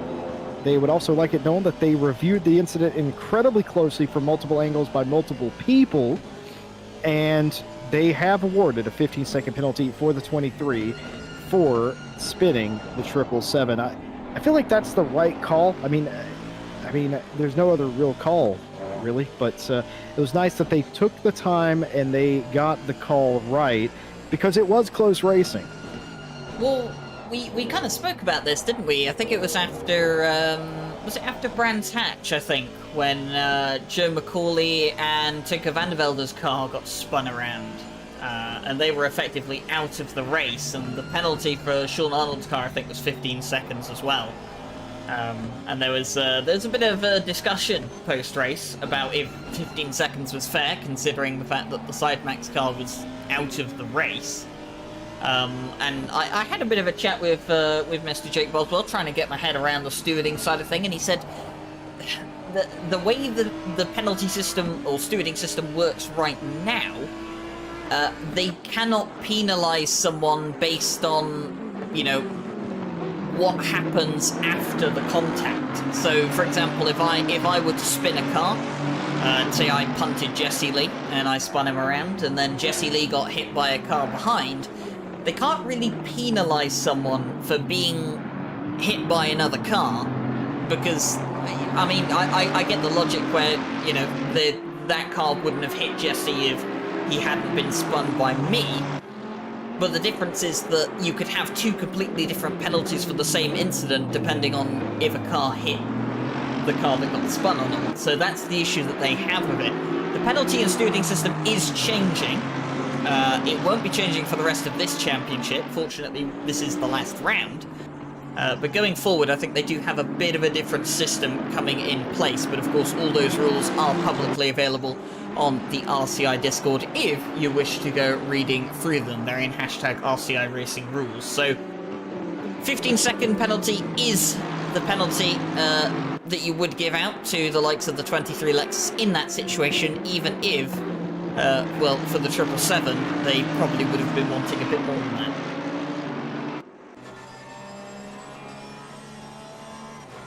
Yeah, I mean, they have to call the rules the way they are. They cannot move the goalposts, so to speak, in the middle of the season, and I applaud our stewarding team for that. They're not going to change the rules mid-season and make people, you know, adhere to a new rules package. What are they? They're not the FIA. They're not the Formula One. They're not that insane. So, you know, keeping a level playing field, you come into a championship expecting things to be a certain way, and, you know, I think everybody can agree upon that. Of course, like you said, the rule book after every season is updating and changing all of the time, but the teams are able to view the rule changes. They just don't want to move the goalpost in the middle of the season. That's part of sportsmanship, in my opinion, and if I was racing in the series, I would definitely appreciate that, and there's only a maximum that can be given. So it is nice to see that I mean, stewarding is incredibly solid. They make the same calls, and that's kind of what I expected to happen. And Consistency. yeah, exactly. It has to happen, and you know, like you said, applying the same sort of rule set for a whole season, and then looking for a revision towards the end. Absolutely, you know, spot on, and always adapting the rule sets. I think that's kind of something with our sports of sim racing, is that there are adaptations that need to be made. There's no real, you know, black and white rule set that I think covers everything. I think there's always adaptations and things to consider. There's never an end game. You'll never get the exactly perfect that. rule set. No, you're never going to, and you're going to continue to strive and make some changes, and you know, some rule sets then don't, you know, always, you know, sit eye to eye with it. Maybe some drivers, some others do. So again, no perfect rule set. No one's going to be entirely happy, but as long as there's a consistent level that gets applied throughout, then, you know, there's no real cause for complaints. Karim Sawi in the number 34 Sideways Racing Mercedes. He currently is in 4th place in his class and just trying to, of course, catch up to Serafini Denisi in front of him. That 722 Aston Martin is in a spot where, you know, you can find yourself getting up a couple of positions, or on the other side of that coin, just getting in the blinker zone and following along and not being able to get yourself past. So it's kind of, you don't want to be in that following position for the you know, entire duration of the race. You will eventually develop bad habits. You'll adapt to where the driver in front of you is always braking. If you're doing that, you're not going to be overtaking.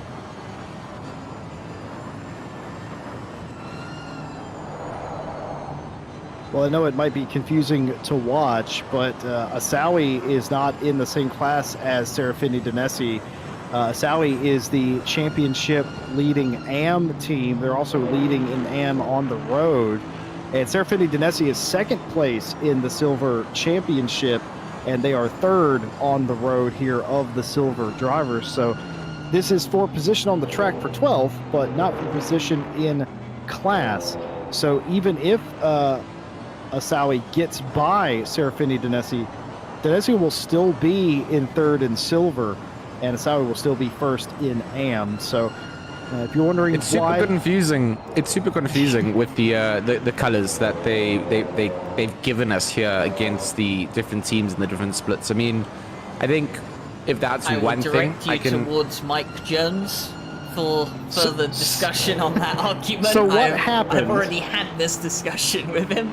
So what happened? I mean, explain it to us, Jesse. Give us a picture as to why it's so confusing. So you know how sometimes you have a perfectly laid plan and then you change it a little too late to get the graphics package updated? That's exactly what happened with this championship. The sort of contenders were locked in and they were given their classes, and then at 0 hour, because Mike Jones is a madman, Mike Jones being the head of RCI here, he decided to make a silver class instead of just a pro and an AM. So he wanted 3 classes in there, which wasn't a problem. It's easy to track it on paper, but the list was already submitted, so it was impossible to sort them out on the graphics screen because they're all running in AM. Of course, this is meant to be pro AM, but there is a silver championship in there, and that's why all season long, if you've heard me update you on the road, I'm trying to help you keep it straight because Lord knows it's difficult. The ACC entry list is whoa, is just inversed.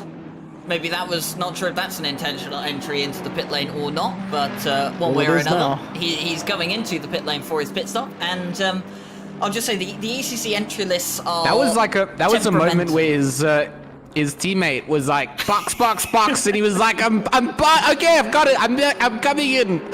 it was, I feel like he got a late put call, and he had to make it, but at the same time, it looked like the car just wanted to snap on him, right? It was... that was Lewis Hamilton at Hockenheim a few years ago. Yes. That was definitely not ideal, but the entry list for ACC, a bit temperamental at times. There are occasional issues with them, so obviously, like Jesse said, the entry list was exported, it was ready to go, and then things were changed, and we didn't want to risk re-exporting the entry list and restarting a server because we could have had more issues. So that's the TLDR of why the classes aren't easily distinguishable, but that's why we're here, to keep you guys up to date with everything going on in and around the circuit. So it's not actually a dev thing. We could have 3 different colors on our timing. Yes. We could have 4 or 5, I think. Well, 4. Yeah. I mean, I still don't understand why we don't. Like, you guys explained it, but I'm just gonna... George, I agree with you. I frequently agree Okay. with you, but I super agree with you this time. We'll We leave should it. We'll leave have- this Okay. conversation for another day, or we'll be here for the rest of No, the no, evening. no. There is We racing should- going on track. There is, and it's fantastic. And what I think could make it better is if we had Pro Am, and GT4s all on the same track. That'd be absolutely excellent. And 60 cars. I'll leave you to convince everyone to join the GT4 class then, I don't Jesse. think they would need more. I don't since think they need a lot of convincing. Well, I mean, you make it out to be so easy. All you have to do is you limit the entries for GT3s. You say there's only 10. Then after that, you've got 10 spots for GT4s. And then you've got 10 spots for Pro, blah, blah, blah. And you literally give 10 spots. Then everybody will drive because there's limited spots and they can't just go and choose a GT3. George, I like the way you think. We've trialed and Thank you, errored this Jesse. before at Spa, but we'll leave the conversation for now. We'll focus back on what's happening on track. The hard raw facts is that Matthias Egger does lead the way. He leads the way by so much that Bart Matcher is an entire sector behind, and we can't actually see the interval anymore. So, Matthias Egger doing a fantastic job for the Orion Race team at the moment. Bart Matcher continues round in second, with Mikhail Sundstrom in third. Remember that Stefan Zero, Tobias Geider, James Parker, and Yosef Varga have all pitted again. So we'll have to see how the order changes once Bart Matcher, Mikhail Sundstrom, Lucas Rommel, and Daniel Slizik, where they feed out into. But we know that Matthias Egger, well, Fulvio Barrazzini rather, will lead the race once Matthias Egger brings that car back into the pit lane, which he should be doing fairly soon.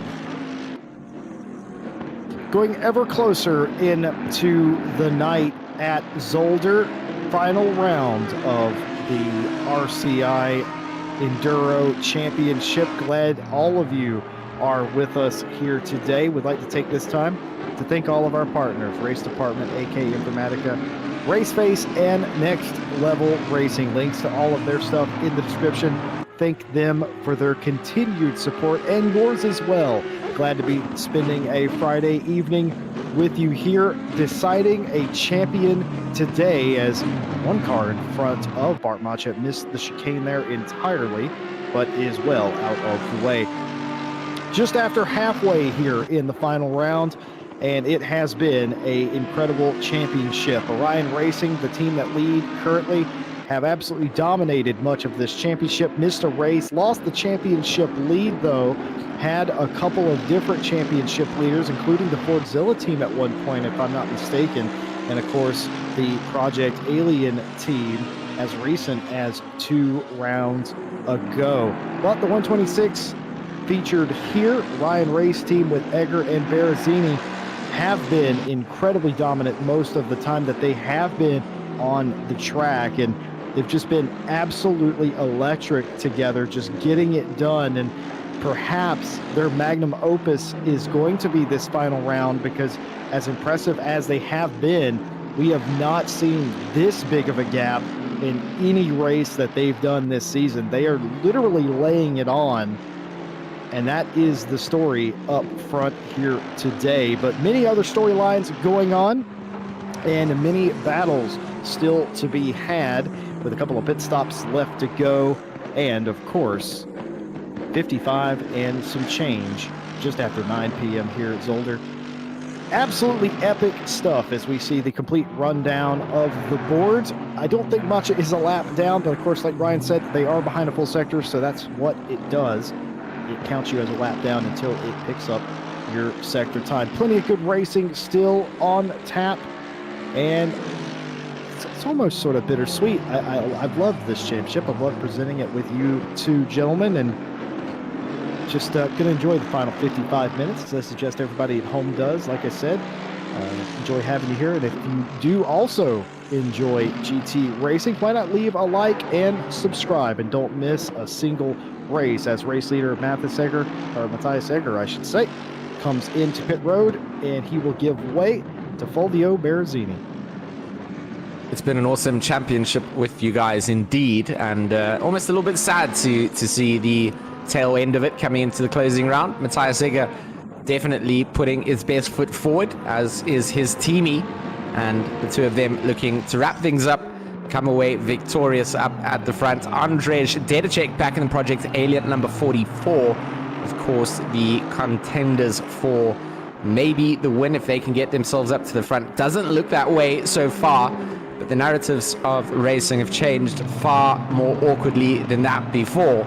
Dedicek trying to keep the work that Parker's put in as his own, and trying to, of course, better himself out on the circuit. That track temperature, interestingly enough, just keeps on dropping lower and lower. Currently at 10 degrees out.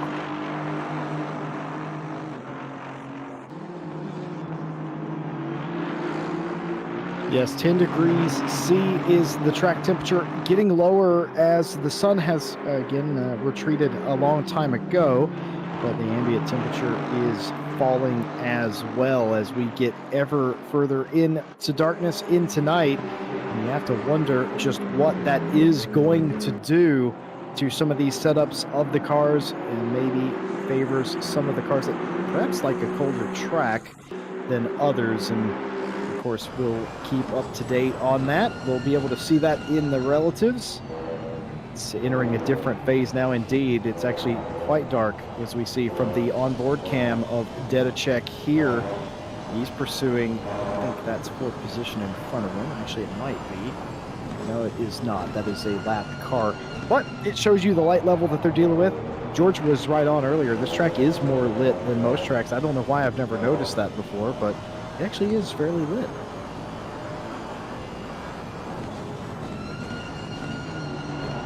Yeah, the lighting fairly good here at Zolder for what would be a night race. We're just on board here with Andrzej Dedicek. So you see him navigate his way around the circuit.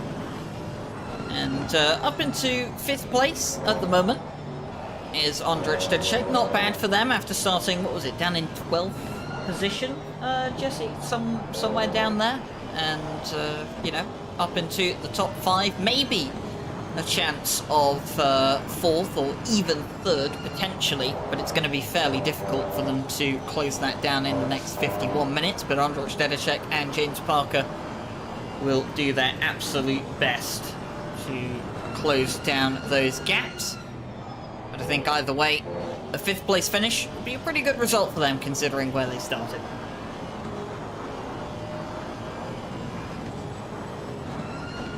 Yeah, it sure will. I wouldn't be surprised.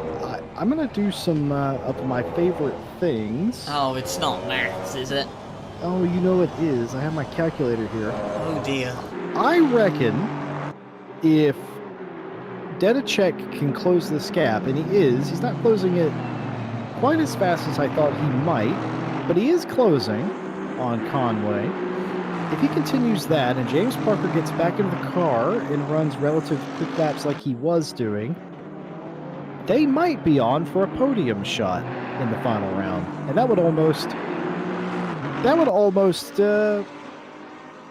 seem like a win in a way. I know that they wanted to be up there and challenge for the championship, but there's no shame in losing to a strong competitor. It's been a great season, and I don't know, I feel like something in me feels like if you finish on the podium, and I don't know how you would classify that than anything other than a win for the team of Parker and Dedicek. But I think if Dedicek continues, he might have a shot.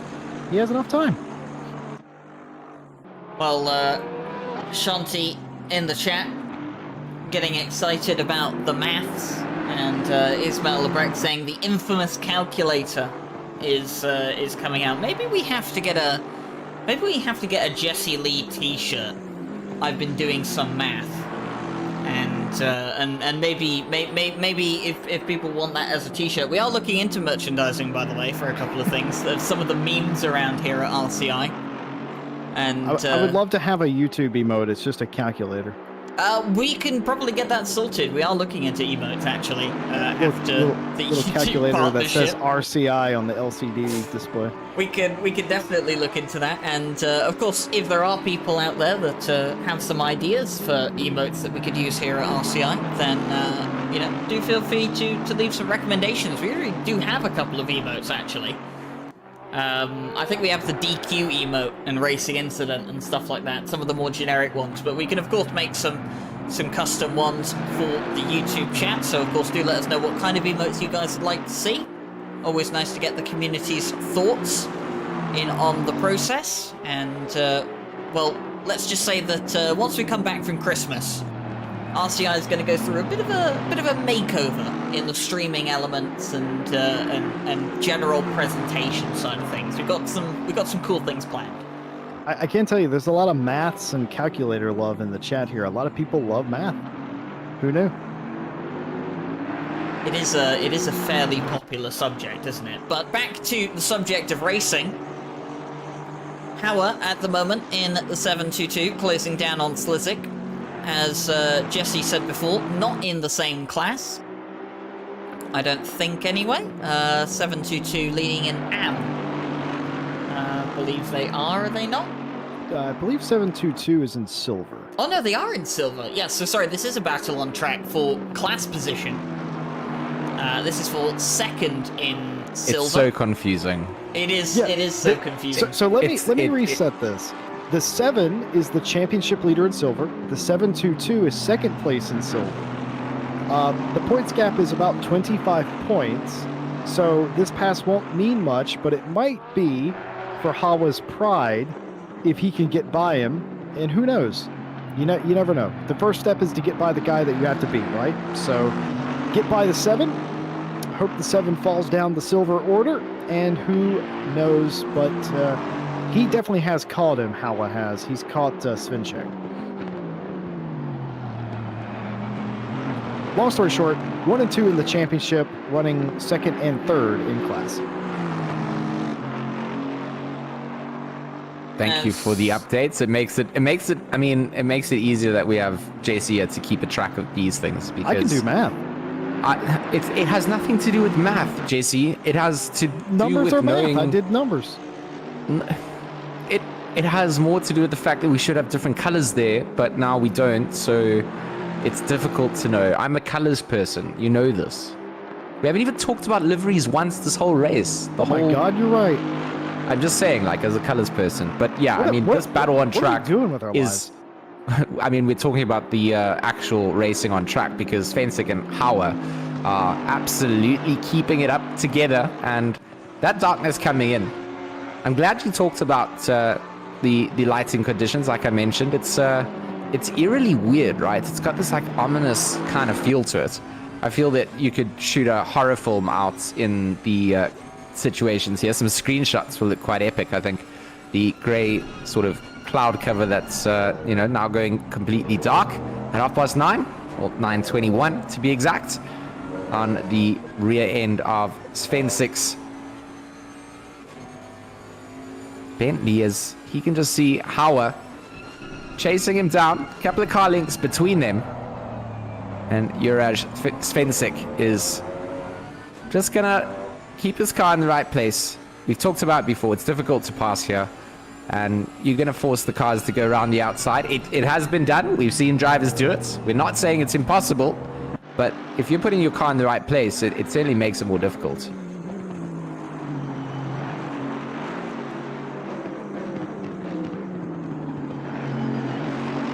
Mikhail Sundstrom in the chat, not knowing how to YouTube, as he's only just realised that we do have a drive-through penalty emote here at RCI in the YouTube chat. Of course, I believe the only way you can use those emotes, though, is if you're a member on YouTube for RCI. Unfortunately, being followed is or subscribed is not enough, so if you're interested in becoming a member, I think you can now become a member. We've been trying to get that feature up and running, but of course, typical YouTube things, nothing happens immediately. Everything has to go through a process, and we're kind of building up to that process. But if the membership button is there, do feel free to click it if you feel that we deserve the support. We do appreciate all the support that you guys give us here, and of course a massive shout out to our sponsors while we're here: Race Department, AK Informatica, Raceface, Speed Labs, and Next Level Racing. They all help us do what we do best, support us in any way that they can, to make sure that we can bring this racing to you guys on a weekly basis. And of course, we will be having a bit of a break come Christmas time. And we'll actually update you on a couple of the races coming up over the rest of November and December before we head off into the break. But we do have some very big plans for 2021, including the RCI World Tour, which I know for a fact that Jesse Lee and George Smith are super excited about already. And in fact, Jesse Lee is so excited about it that I had to temporarily mute him when I said the words World Tour. Yes, quite right to do so, and quite smart to do so as well. I think you know me a little bit too well. I'm super excited. I'm chomping at the bit for that. When that was described to me, I thought it was a joke. I didn't realize we were actually doing it. But that is going to be a massive series, and I am so excited to be a part of that and be able to cast that with you guys. It is going to be an awesome 2021 for sim racing for RCI and ACC as well. And I'm actually sort of looking forward to the Christmas break, to be honest. And we're going to need it. If you look at our 2021 schedule that we're putting together, you would know what I'm talking about. It is going to be absolutely epic. And I'm going to stop talking now, because if I don't, I will not stop talking about the World Tour, and I don't want to reveal too much. Well, one thing we can tell you about the World Tour is that it will have a 24-hour race in it, and it has been confirmed that that track is Kyalami. And I know that'll get George Smith excited for a 24 hours of Kyalami. Ooh, but ooh, you know, I'm itching. We're gonna have to wait for that one, and we'll see how everything goes. Of course, it'll be our first 24-hour race, and of course part of a championship. Yes. Was that a fan vote? Did we have a fan vote? We had a fan vote. That I was going to say. I remember that now. We took a poll in the RCI Discord of where we did a fan vote like Formula E do, but we did it properly. Wow. Okay, throwing daggers at Formula E, but we did shots fired. We just shots fired across the bow. We did a fan vote with our community of, hey, if theoretically if we hosted a 24-hour race, where would you want it? I think it was lopsided. I think the vast majority of people voted Kalami, and why not? Lovely track. I can't wait to go there as well. I know George should be a home race for him, but lovely track. It was actually fairly close, I think, wasn't it, George? Was between Kyalami and Spa. I know it was Kyalami it was so close. Was that vote was like down to the nail. It was those two tracks that I think were it was like only about 10 people difference in the vote. So here's what's in happened. the original vote, they were super close and and kind of away from everybody else, the other track circuit votes, and for the majority of people then went down to a second vote to kind of see where people wanted to go. So I'm super stoked that it's at Kyalami. I think that's going to be something pretty cool. And for me, I mean, the 9 hour here is coming up, so I went to that last year. I wish it had been longer, so the sim races are going to get a much better experience. Why isn't it a 24-hour race? Just to have a 24-hour race at one of the best tracks in the world. Well, including inside the World Tour, we're actually going to have also the 3 hours of Donington, in theory, if the British GT track pack is out by then. And, of course, that gets me excited because, of course, Donington Park being my home circuit. So George is getting a 24-hour at his home circuit. I'm getting a 3 hour at my home circuit. Unfortunately, Jesse, Laguna Seca not on the calendar. But I'm pretty sure Mike Jones wants to get an endurance race out at that circuit at some point in the future. But judging by your reaction there, you'd probably rather have it somewhere else. Yeah, I'm all for Kalami and Donington. Donington's one of my favorite tracks. I think most people... Jesse, can I teach you to say Kyalami? No, you can't. So can we try? Learn to say it? I can say it, but it's because like if I called Laguna Seca just Legsuk, like, you would also be offended. No. Probably not, actually. No, not really, no. I mean, okay, if I called you a 2 wide lane pit lane, then you'd be offended. Well, George, no, it wasn't because you called me worse. But my point is that Donington, I love that place. I love Kailami. Okay, Woo! It's a fantastic racing circuit. You've made progress. Let's just try and get him to say Yuxke Sweet. Yeah, no, thank you.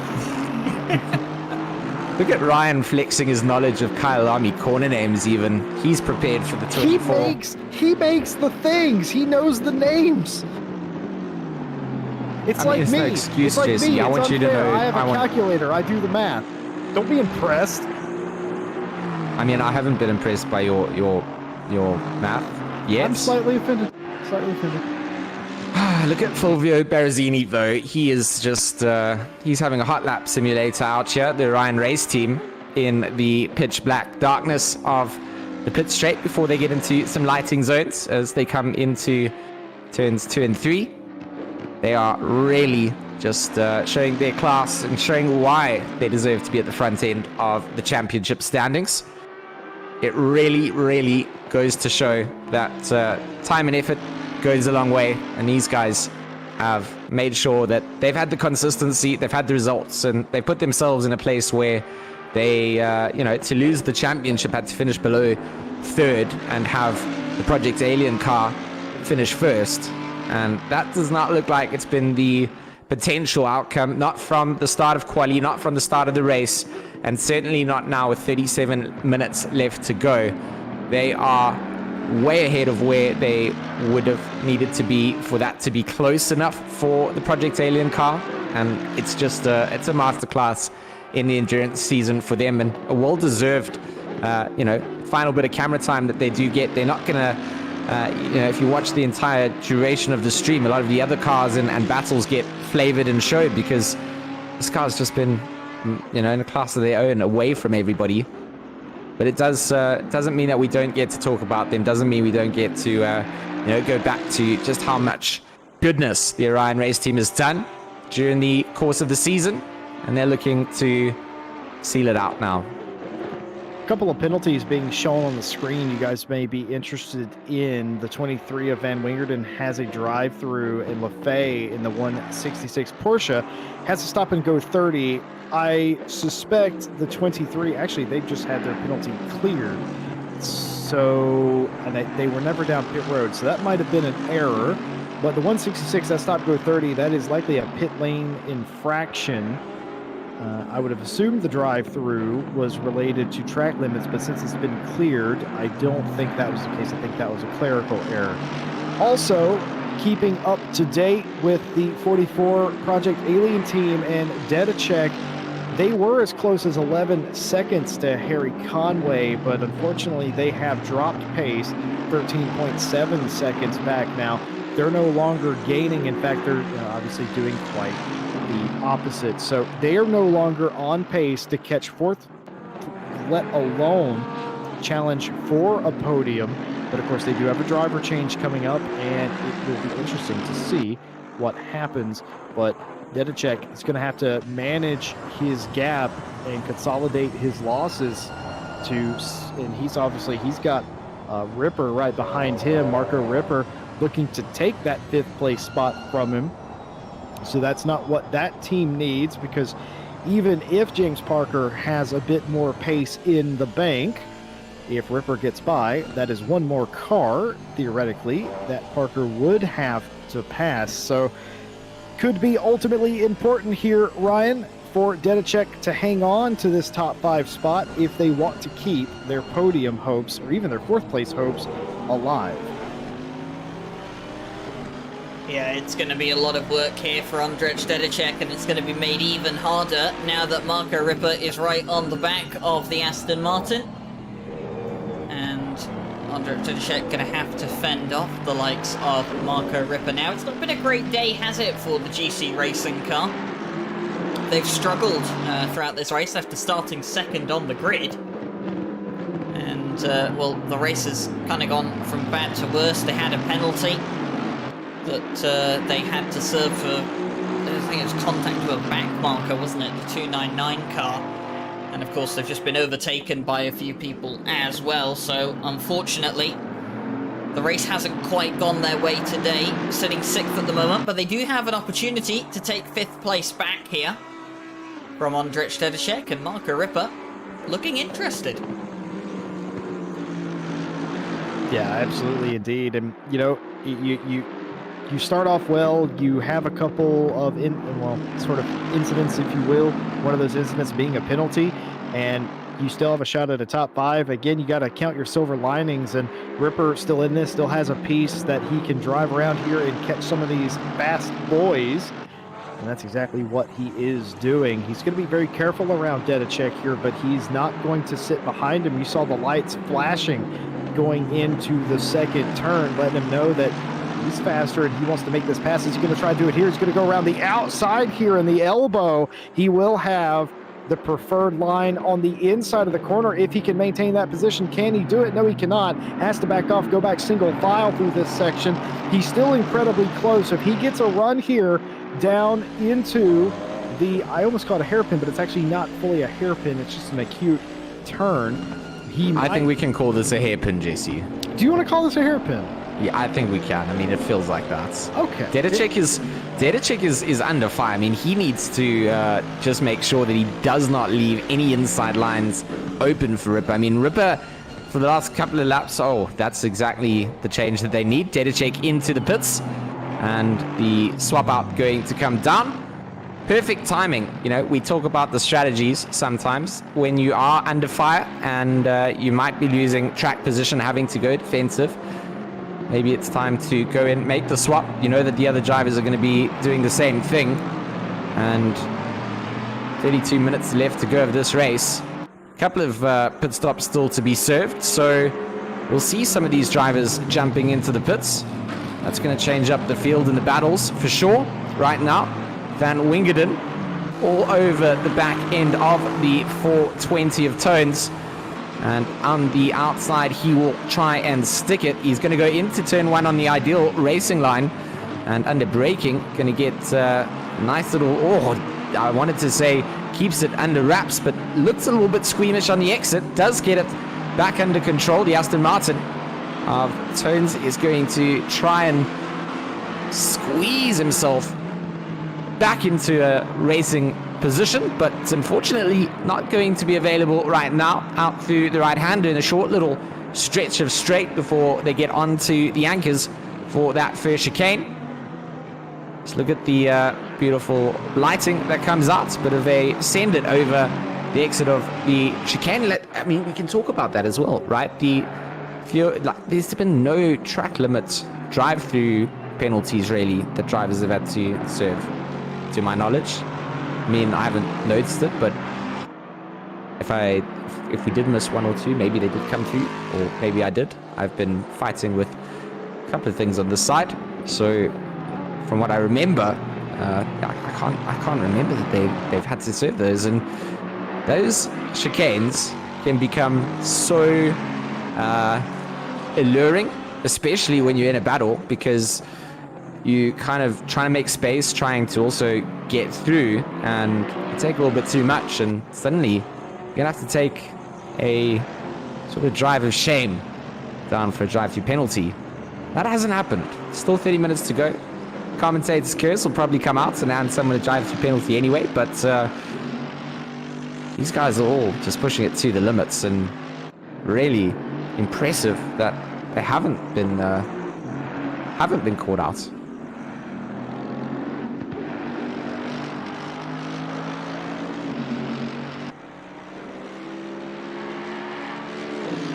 Yeah, the chicanes here at Zolder,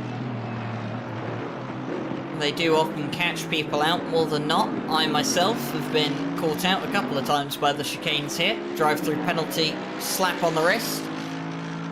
And I'm sure a lot of the drivers here today as well have experienced a similar thing in the past. I don't think you've never really finished a race at Zolder, have you, unless you've received a drive-through penalty for cutting the chicane at some point in time. And well, that's why I'm so shocked, because I feel like I haven't had a race at Zolder where I haven't been slapped on the naughty wrist. Oh, just drive the GT4s. You'll find yourself cutting the chicanes every lap. I think there have been one or two penalties sort of in the second half of the field, but certainly not the volume that any of us thought. There's a stranded Porsche there. Is that the 23 Porsche? Is that Mathers? It's the 86 of That's Carl the Mattis. 80s. That is indeed. They lost Don't it. worry, if you need info on a Porsche, Jesse, I got you. Trust me, I exclusively get my Porsche information from you. And that's actually genuine, folks at home. Not the world's biggest Porsche fan, but I can appreciate a nice Porsche. And George is absolutely Besotted. that's the word. I don't deny it, and I'm not ashamed. We call Beautiful, him Mr. Pork lovely. around here.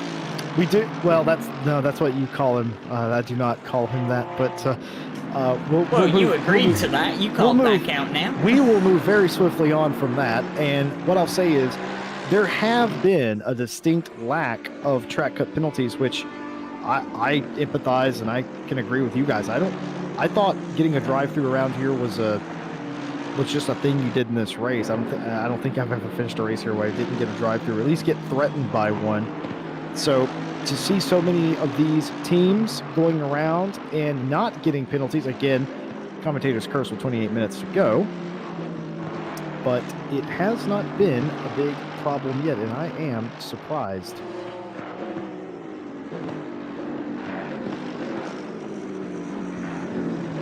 No gaps at the moment, as we wait for everyone to filter out with their, mandatory pit stops that they still have to serve. Not too many cars left to serve them, and Matthias Egger is going to have a fairly short final stint. Not going to be anywhere near the 35-minute stint maximum that he'll be doing, so Matthias Egger going to be doing a little bit less racing here, but he did say earlier on in the stream that Fulvio Barazzini loves this circuit, and, well, if that wasn't obvious enough by the enormous gap that the Orion race team have, I don't know what else would convince you. I mean, we've got to make a case. This has been their most dominant performance in an RCI race, period. 100%. Whole season's been leading up to this, Ryan. I mean, you're absolutely correct. I said earlier that when they had a 20-second gap, that was the most dominant we've seen them. Fair play to them. They've been really dominant and won a lot of these races, but nothing quite like this. They had previously been challenged in a lot of those races, but tonight, none of that has come to pass. I'm talking a massive lead. At this point, ladies and gentlemen, I've been doing some math, and I'm fairly confident that they could come down pit road again and still win this race. They have a 1-minute lead. Yeah. I don't think the pit to put that into perspective, for those of you at home, they have a 60-second lead over Martin Lawrence in the 404 behind. That is, what is that, about 3/4 of a lap around That's here. two-thirds of a lap. Yeah. That is absolutely massive. So yeah, they could in fact get a drive-through penalty, serve that drive-through, and still be way out in front of this thing. Because you'd only lose about 30 seconds doing a drive-through around here. It's not the longest pit road, so that wouldn't even really factor in. So Barazzini in the car. He's going to give way to his teammate. And what is going to be on the cards for his teammate? Well, simply keep it on the black in between the two white lines and win.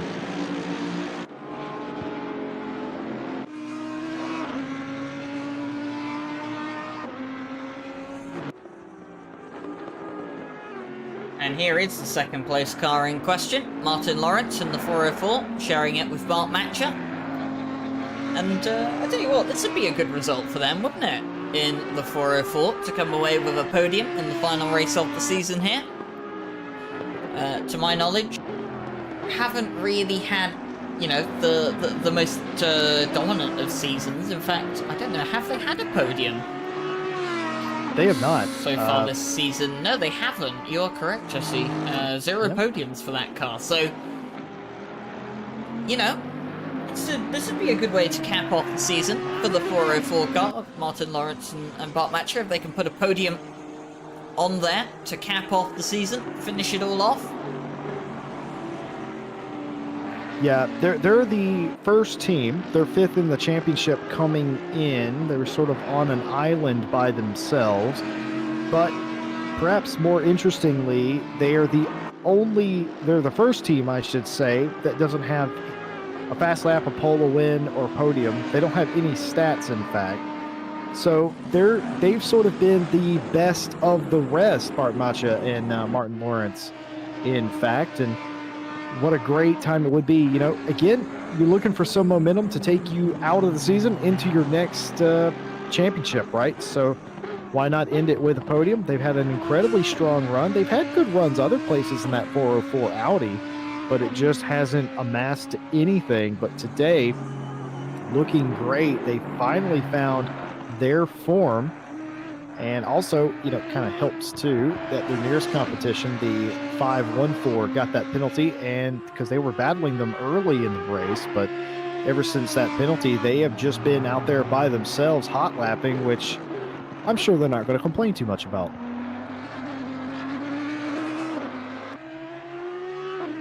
I don't think they are, and for a lot of the drivers here now, it's obviously just about getting it to the end, making sure that that last pit stop is timed correctly. You don't want to have anything checked that was going to add extra time on, you know, changing brakes or having to repair damage that might be slight aero damage that you're not wanting to repair. Those small little slip-ups can then create a very big narrative switch. I don't think for the likes of Barazini, but there's plenty of other cars here that could have something like that switch out. You know, there's a couple left to go and serve those mandatory stops. Once that's all done, then it's just racing down to the line. Final 22 minutes. It's getting darker and darker, colder and colder.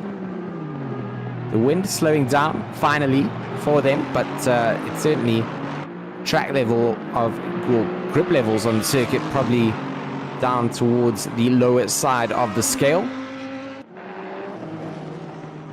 Time still to be made up by everybody on board with Martin Schumacher as he makes his way through some of the traffic. You see the blue flags being waved. Moves over to the right side of the track and will pass the back markers safely. Back marker making space. And it is the chase up to Conway for Schumacher. He knows that Conway, Lawrence and Barazini all still will go into the pits. Oh, that is not the right direction to be facing. And the Lamborghini of Philip Schneider is going to be doing some crop circles out on the grass of the exit after turn 3. Yeah, we see him running a little bit wider onto the apex, nothing untoward there. Misses the apex entirely, straightens out, touches the grass, and he plays Loop Cycle Simulator 2020. I've played that game. It's not very good, 0 out of 10 IGN, but what do you think that was there, George? Cold tires? I think maybe even just a little lapse in judgment too. It did look like it just suddenly went very, very understeery, but at the same time, almost straightened out. So not quite sure. It is one of those right-handers where, you know, you do have to make sure that you've carried the right line through. And he did just step out and touch the grass. And it's all downhill from there. So Schneider going to be back on the circuit. All mandatory stops completed for the team name that is very difficult to say, but I love to give it a try every time. ERC powered by FSP TUV Rheinland. And I think I always destroy the second part of the team name as well, so I apologize for that. I can't get my head around if it's Rhineland or Rhineland. I've given up at this point. Rheinland. I've given up with German. Not even land. Rhine? Rheinland. Ryan? Not Ryan. I miss having Rheinland. Stewie or Fabian or well. Every time I every time I say that team name, by the way, Stewie chuckles. So Yep. I probably don't say it 100% right, but I'm probably closer than both of you would It's be. like every time I say Chris Hooker, a part of Fabian Schwimberger's soul dies, and I have to convince him that I'm not doing it on purpose. I took German lessons from that man just so I could pronounce Chris Huke's name. Well, there you go then. Maybe I'll have to start investing in German lessons from Fabian Schwimberger. But James Parker, I don't know if he needs any German lessons, but I don't think he'll need any to get past Tobias Geider, because he doesn't need to speak German to communicate to him that he's faster than him. You can see that with the lap times on track. And James Parker getting ever closer to the back end of that Mercedes. The 514 possibly going to drop out of the top 5 before the end of this race, which will kind of cap off how their race has kind of gone from bad to worse towards the end of the season here. And I think James Parker, they probably knew after qualifying that their championship efforts were, you know, gone at that point, but you've got to do your best, you've got to keep going, you've got to keep pushing in the belief that anything can happen at any moment. And James Parker and Andrzej Dedecek doing exactly that to make sure that that car is as high up the field as it could possibly be in the event that disaster strikes for the 126. Right now, Parker is just reading the book of Geider, and he is currently halfway through the chapter, and on conclusion, he'll know exactly where his opportunity is that he can make a move. Right now, Parker keeping the gap between them relatively consistent. And like you mentioned, right, Geider will know that the pressure from behind is coming out from a driver like this. Oh, look at the curbs being used up by that Mercedes. In through the right hand after the second chicane. And Geider getting a decent exit after looking like he took a lot of curb coming into that. Through to the hairpin onto the brakes. Slow the car down. James Parker reels in the 514 before both of them get onto the accelerators once again. This could be a very interesting battle between the two to see who can get that. Car up in front going through the grass there, that lap car, they will stay well out of the way of this battle. Lights flashing of James Parker's car. Ryan, and earlier you said that James may not know German. Well, he only needs to know one German word right now, and that's Schnell. And he needs to get on it here, get back by this car. Of course, they did lose that position. They were 5th before the pit stop. They came out 6th, but they did come out right behind the 5th place car. But I'm unsure if he'll be able to get anything more than this position.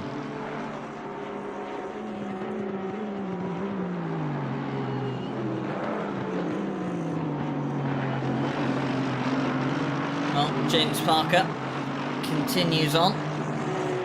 And speaking of continuing on, I think everyone has continued and finished with their mandatory pit stops.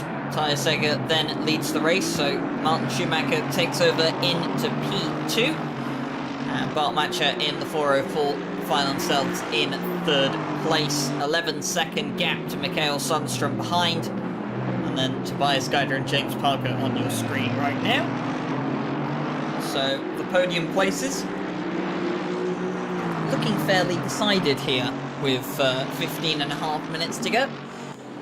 But as always here with the RCI races, the last 15 minutes, anything can happen. And quite often, everything does tend to happen, doesn't it, Jesse? Yeah, you're absolutely right. I mean, Orion Racing still has to run these laps. They have to run out these final 15 minutes. You know what I mean? If they have any sort of unforeseen issue, which again we've seen by some of these teams, that could be a championship losing move. James Parker has to come out here. He has to fight here in the final 15 for every single position. He has to get by Geider here to start with, and then start to track Sundstrom down if that's at all possible. But the 126 of Orion Racing, the 42, the 404, all these guys, they still have to run out this clock. They have to run these laps. And I can tell you guys from experience, this is the scariest part of a race. Whenever you're coming down to it, you have the championship at hand. You have a massive lead. It's happened to me. I've been leading races when I've needed to lead, and all of a sudden something mechanical, something out of your control. Maybe you drop internet for a split second, and then that just completely evaporates.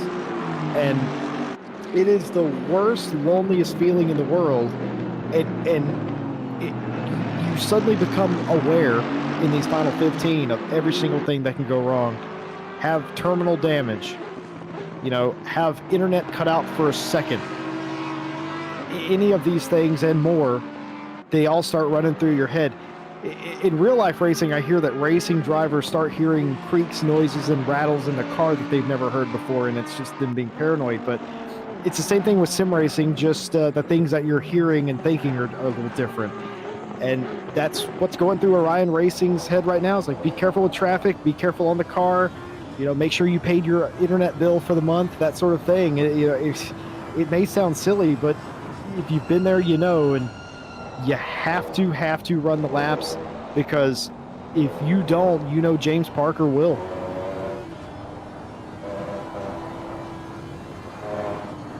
Look at Bart Matcher here, just trying to hold on to the back end of Schumacher in that number 42. Schumacher just showing us previously in his stints just what masterclass driving is all about.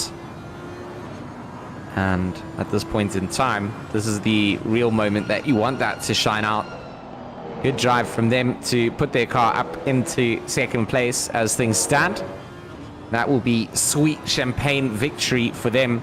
They do manage to walk away with a second place. Matcher here will not want to just accept third place on the podium, and will continue to chase down. You can bet your bottom dollar on that, as right now they catch up to some traffic as well. That might play into the driver's hands, as we've seen it so far. All of our drivers have been pretty respectful to the blue flags. It's very different to an F1 blue flag situation. The drivers move over when it's safe to do so, but no need for them to just always dive out of the way. A lot of them do really make a lot more space than they probably would have to in the real life racing series, but it's kind of that gentlemanly driving style that you talked about earlier, Jesse. You referenced it a couple of times.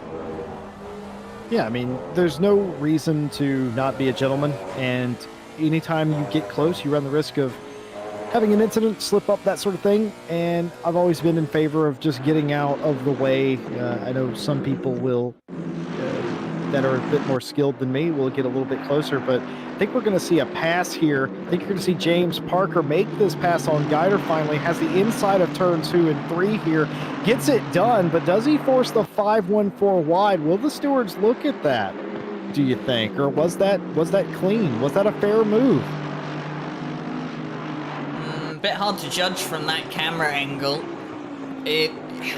From that angle, maybe it does look like it is forcing the Mercedes off the road, but obviously, unless we can see exactly the angle that both cars have had, I don't really think we can probably give a fair assessment. To me, there was almost it felt like there might have been a little nudge from the Aston onto the Mercedes that sent them wide.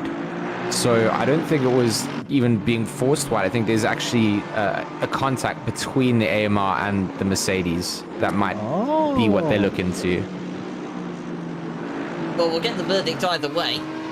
And James Parker, for now, in 5th place, and Tobias Geider relegated down to 6th. Meanwhile, Bart Matcher still chasing down the likes of Martin Schumacher, and that Audi is all over the place at the moment, trying to find a way past the Lexus. And someone saying in the chat, Matcher on the limit, and well, if he's not too careful, he'll find himself over the limit and in the wall. But Bart Matcher, he knows plenty about this car, knows plenty about this track, knows plenty about what it takes to make an overtake on someone, and I'm pretty sure he knows where exactly the limit is. But he is playing rather dangerously with it right now. I don't know what it is about Audis that are on the limit, but they just look so unsettled. It could be the car shape, it could be the way the steering works in those cars, but compared to other cars on the limit, they look especially sketchy and skittish every single time. And it's Audis. It doesn't matter what Audi team I'm watching. I've determined it is the car.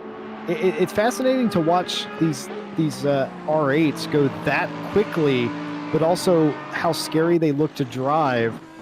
But I mean, most of the time for them, if you watch their steering, they're not hacking at the wheel. It's just the way the car looks. It's very dramatic, dynamic. It's lovely to see, but occasionally you all know how tricky the handling on these things can get, as we are about to enter the 10 p.m. hour here at Zolder. Series finale for the RCI Enduro Cup. This is the top split. We have Pro, Silver, and AM in the split.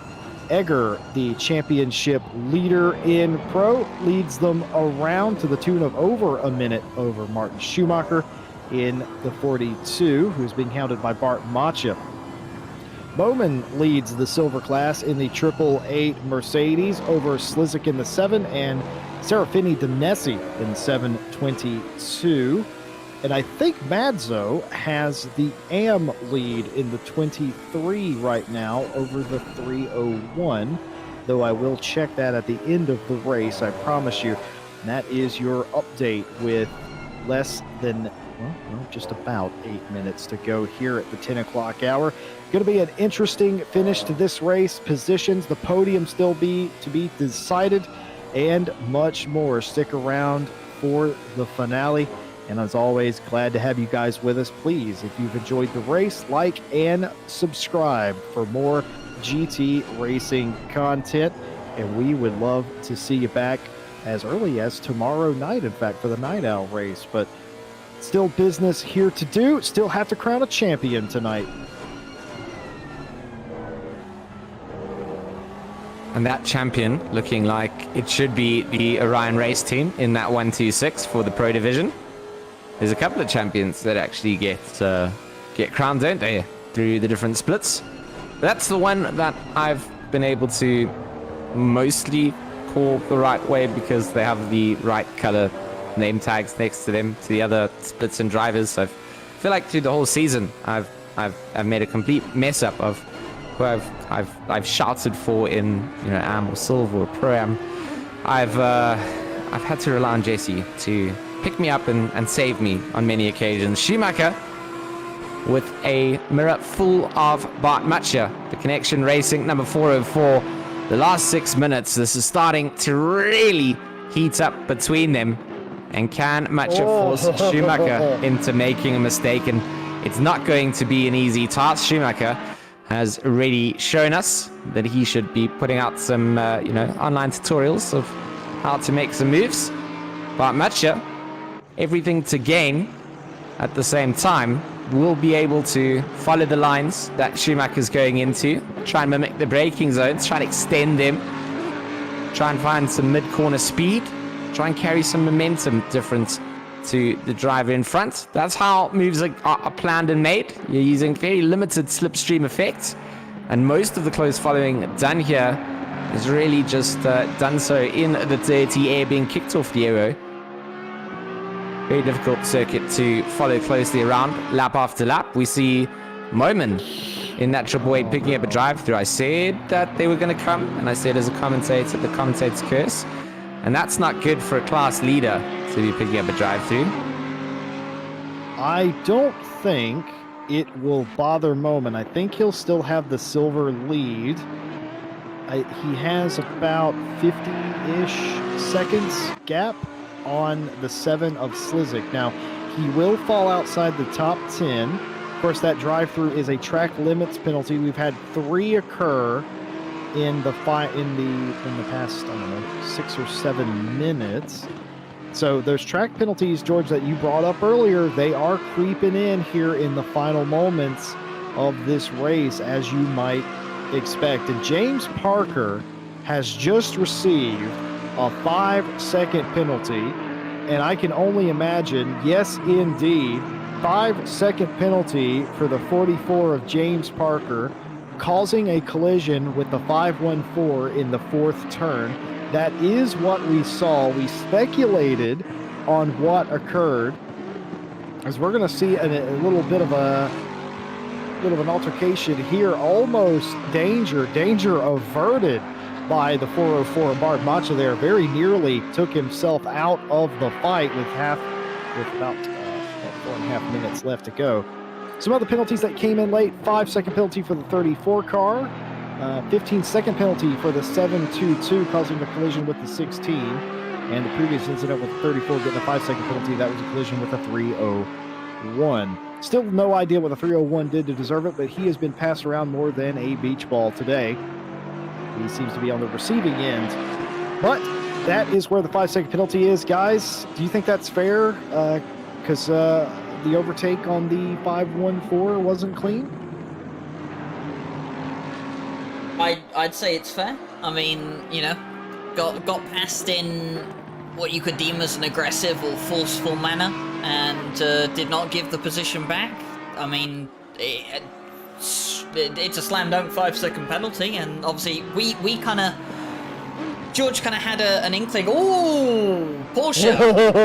Oh, Porsche! Oh, on the corner, and Bart Matcher just having to take some evasive action there. We'll see if we can catch a helicam shot here of what exactly the Audi had to do to avoid this, but George and I kind of figured that it probably was a bit of an aggressive overtake from James Parker and that there could be a penalty coming their way. Meanwhile, Bart Matcher,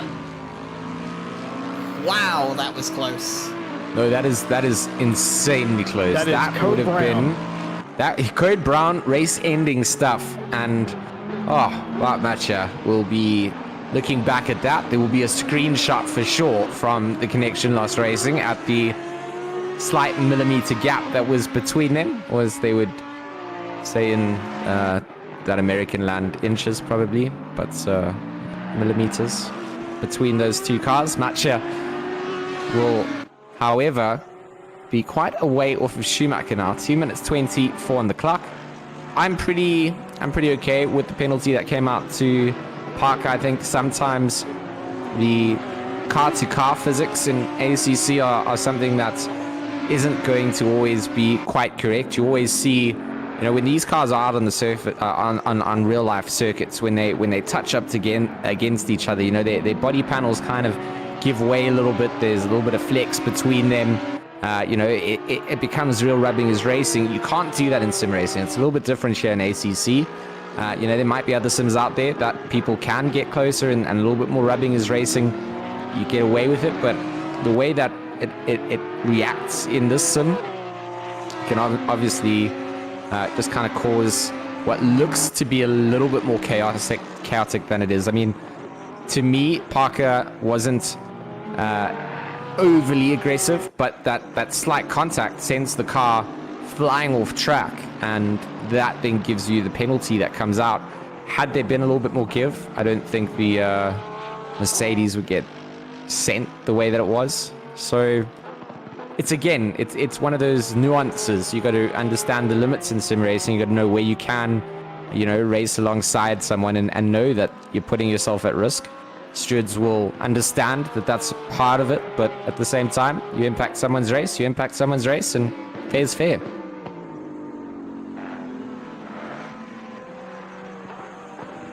Yeah, fair play indeed. You do the crime, you do the time, as this will likely be the final lap of the season coming up here. Matthias Egger for Orion Racing, what can you say about them? Been utterly dominant. 4 wins out of 7 rounds to this point. One of the ones they did not win, they were not here for, could not make the race. Decided to run the championship anyway, and lo and behold, they got themselves back into a position where they could win the championship. Some weeks has been prettier than others. They've certainly been in the wars they've had to battle. Today, well, that has not been the case. Matthias Egger and Berrezzini have been out front since practice. They were the fastest in practice, they were the fastest in qualifying, they're the fastest in the race, and they have led every lap as far as I know. And what can you say about a team that is this good? Disgusting. Well, disgusting to you, but to them, it is going to be sweet. They are going to cap this off with 5 out of 8 victories after making only 7 races. So for them, it's 5 out of 7. And what can you say about them other than good for them? Congratulations. And it's an agonizing few hundred feet to the finish line here today. The 126 Orion Racing Mercedes has not only won the race here at Zolder, but they are your Enduro Pro champions. What a race it was for them. They've taken it from the very start of the green lights that we saw up until we see the checkered flag, and a well-deserving victory. They've given us some incredible races out throughout the season. I think, that doesn't go along without saying a big congrats out to the Project Alien team as well. I mean, without them, the narrative of the shootout up at the top wouldn't have been there. But the Orion Race team showing their composure, showing what they really needed to do to wrap things up here. They'll take that celebratory lap here at Zolder for the final time. Some donuts, some drifty boys, some 360 no-scopes to, celebrate things off. And what a final circuit it was out here. The sort of shift out we had some overcast conditions and then it went dark. We saw the lighting effects. It really was a beautiful race and some great overtake maneuvers as well at a circuit that we thought wasn't going to give us those moments. And it certainly did. But Matcha will finish in third behind the likes of Schumacher. Sandstrom finishes the race in fourth, and the Project Alien car will cross the line in fifth. Guide sixth, Rommel seventh, Lima in eighth, Varga in ninth, and Wust in the top 10. What an absolutely incredible season. Thank you, Jesse Lee. Thank you, Ryan Gill. Well, indeed, it has been a fantastic championship. The 888 of Moman, that team will win in silver today, and the 23 of Madzo will win in AM. But your championship winners in silver is going to be Slizik in that number 7 BMW. They have officially won that championship. If you give me 1 second to confirm, I do believe indeed that the 420 Aston Martin of Martin Muthen and Marcus Tones has won the AM championship as well. So absolutely fantastic. And for all of those teams, congratulations. Congratulations to all these guys for finishing out the season. I saw the 777 actually finish as well after that heavy crash. They were able to get that repaired and actually wanted to finish the season. So good on them. Good on all the drivers, and the teams wouldn't be the same without all of these guys. 3 different champions, a lot of happy teams here today, and a lot to look forward to in the future. Well, with the Endurance Championship here on Friday coming to a close, you might be wondering, do we have anything else going on here at RCI in the meantime? Well, I can confirm that we do. We have the Night Owl Season 2 Round 3 happening tomorrow evening, and I believe that Jesse Lee, you're going to be joined in the box by Stewie from RCI, because Josh Lation is having to take a week out. And that'll be at Silverstone tomorrow night, race starting around 2300 UTC.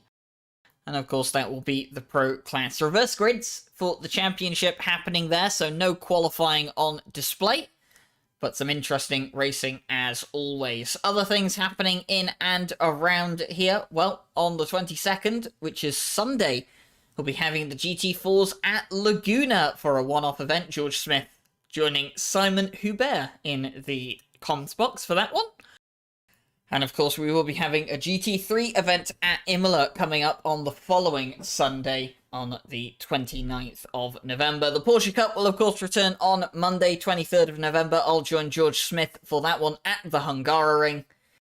And we do have a whole host of other events coming up in the future as well, especially for December, where we have the 3 Hours of Imola, the Jag Cup at Zolder, the 650S Cup at Zolder, and of course, the newly advertised the newly advertised endurance race, sorry, if I can get my words out, for the Jardia community team, the 9 Hours of Imola. But before we sign off for tonight, I think we're going to bring in our 2 championship winners in the pro class. We have here the Orion race team of Fulvio Barazzini and Matthias Egger. How are you doing tonight, guys? Speaks for itself. Guess how do we do? We are extremely happy. Well, guys, I was guessing you'd be happy. Yeah, guys, first of all, congratulations on winning this championship. And you guys were just utterly dominant. 5 out of the 7 races you entered, you won. You won more than half of the races ran. And in the end, you had your best race of the entire season. I just have to ask, were you ever worried that you might not be able to compete or win this thing? Yeah, of course, because we knew that we missed a race during the championship due to work and other stuff. So yeah, it was hard, more difficult than it seems. That's very well said. I have to say, you guys fought back valiantly. You did not panic.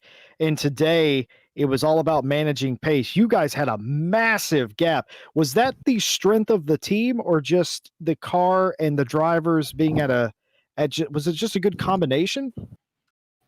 Yeah, probably so. Of course, we didn't test the other cars to check what was our pace with the car we had chosen for the whole championship. But I think in most of the tracks we were pretty much on par with the others. Some other tracks the AMG was worse. Some other tracks it was better, and it happened that just on the very final race of the championship, this combination with Zolder and quick and short accelerations and lots of sharp corners and a lot of jumping on the curbs pretty suited our car so much. And in particular, my driving style is I feel very much better with this kind of tracks, and so I decided to go with qualifying. And yeah, for once, props to Fulvio. It was amazing here. Amazing, an absolute understatement. Guys, what is next for Fulvio Barazzini and Matthias Egger and the Orion Racing team? I think we will try the World Endurance, the next one, for sure. The upcoming championship, always from you. You're our favorite racing organizers, for sure, by far. Well, thank you. And once again, congratulations, Fulvio and Matthias. Orion Racing Team, the 126 Mercedes, champions of RCI Enduro Cup in the Pro Split. Absolutely love having you guys. Look forward to seeing you back. And I cannot wait to next season. Guys, we know Orion's coming back for season 2. Yeah, for sure. Yeah. See you next. Soon. Well, the Orion Racing Team, always happy to be here as always, and we're always glad to have them, and hopefully in the future we can get a few more of their guys over here as well, as they've already given us a bit of an insight at Bathurst that they have more drivers that they want to try and convince to get over here to ACC, and I think that'd be interesting to see in the future as well. But it's time to put this season to a close. Thank you very much for everyone who's tuned in over the course of the championship. We hope you have enjoyed the racing tonight and, of course, over the rest of the season. Big thank you again to RaceDepartment AK Informatica, Raceface Speed Labs, and Next Level Racing. You can check out the links in the description for all of our partners. And, of course, a big thank you to the stewarding team who have done a phenomenal job throughout this entire season. Indeed. They've taken all the flack, haven't they? And and they keep doing it again and again and again. And it's a job that we can't do. So we've got massive, massive respect for them. But of course, from myself, from Jesse Lee, George Smith, the stewarding team, and everyone else here at RCI, we thank you very much for watching, and we hope to see you tomorrow for the Night Owl Championship. But that's it from us, and enjoy the rest of your weekend.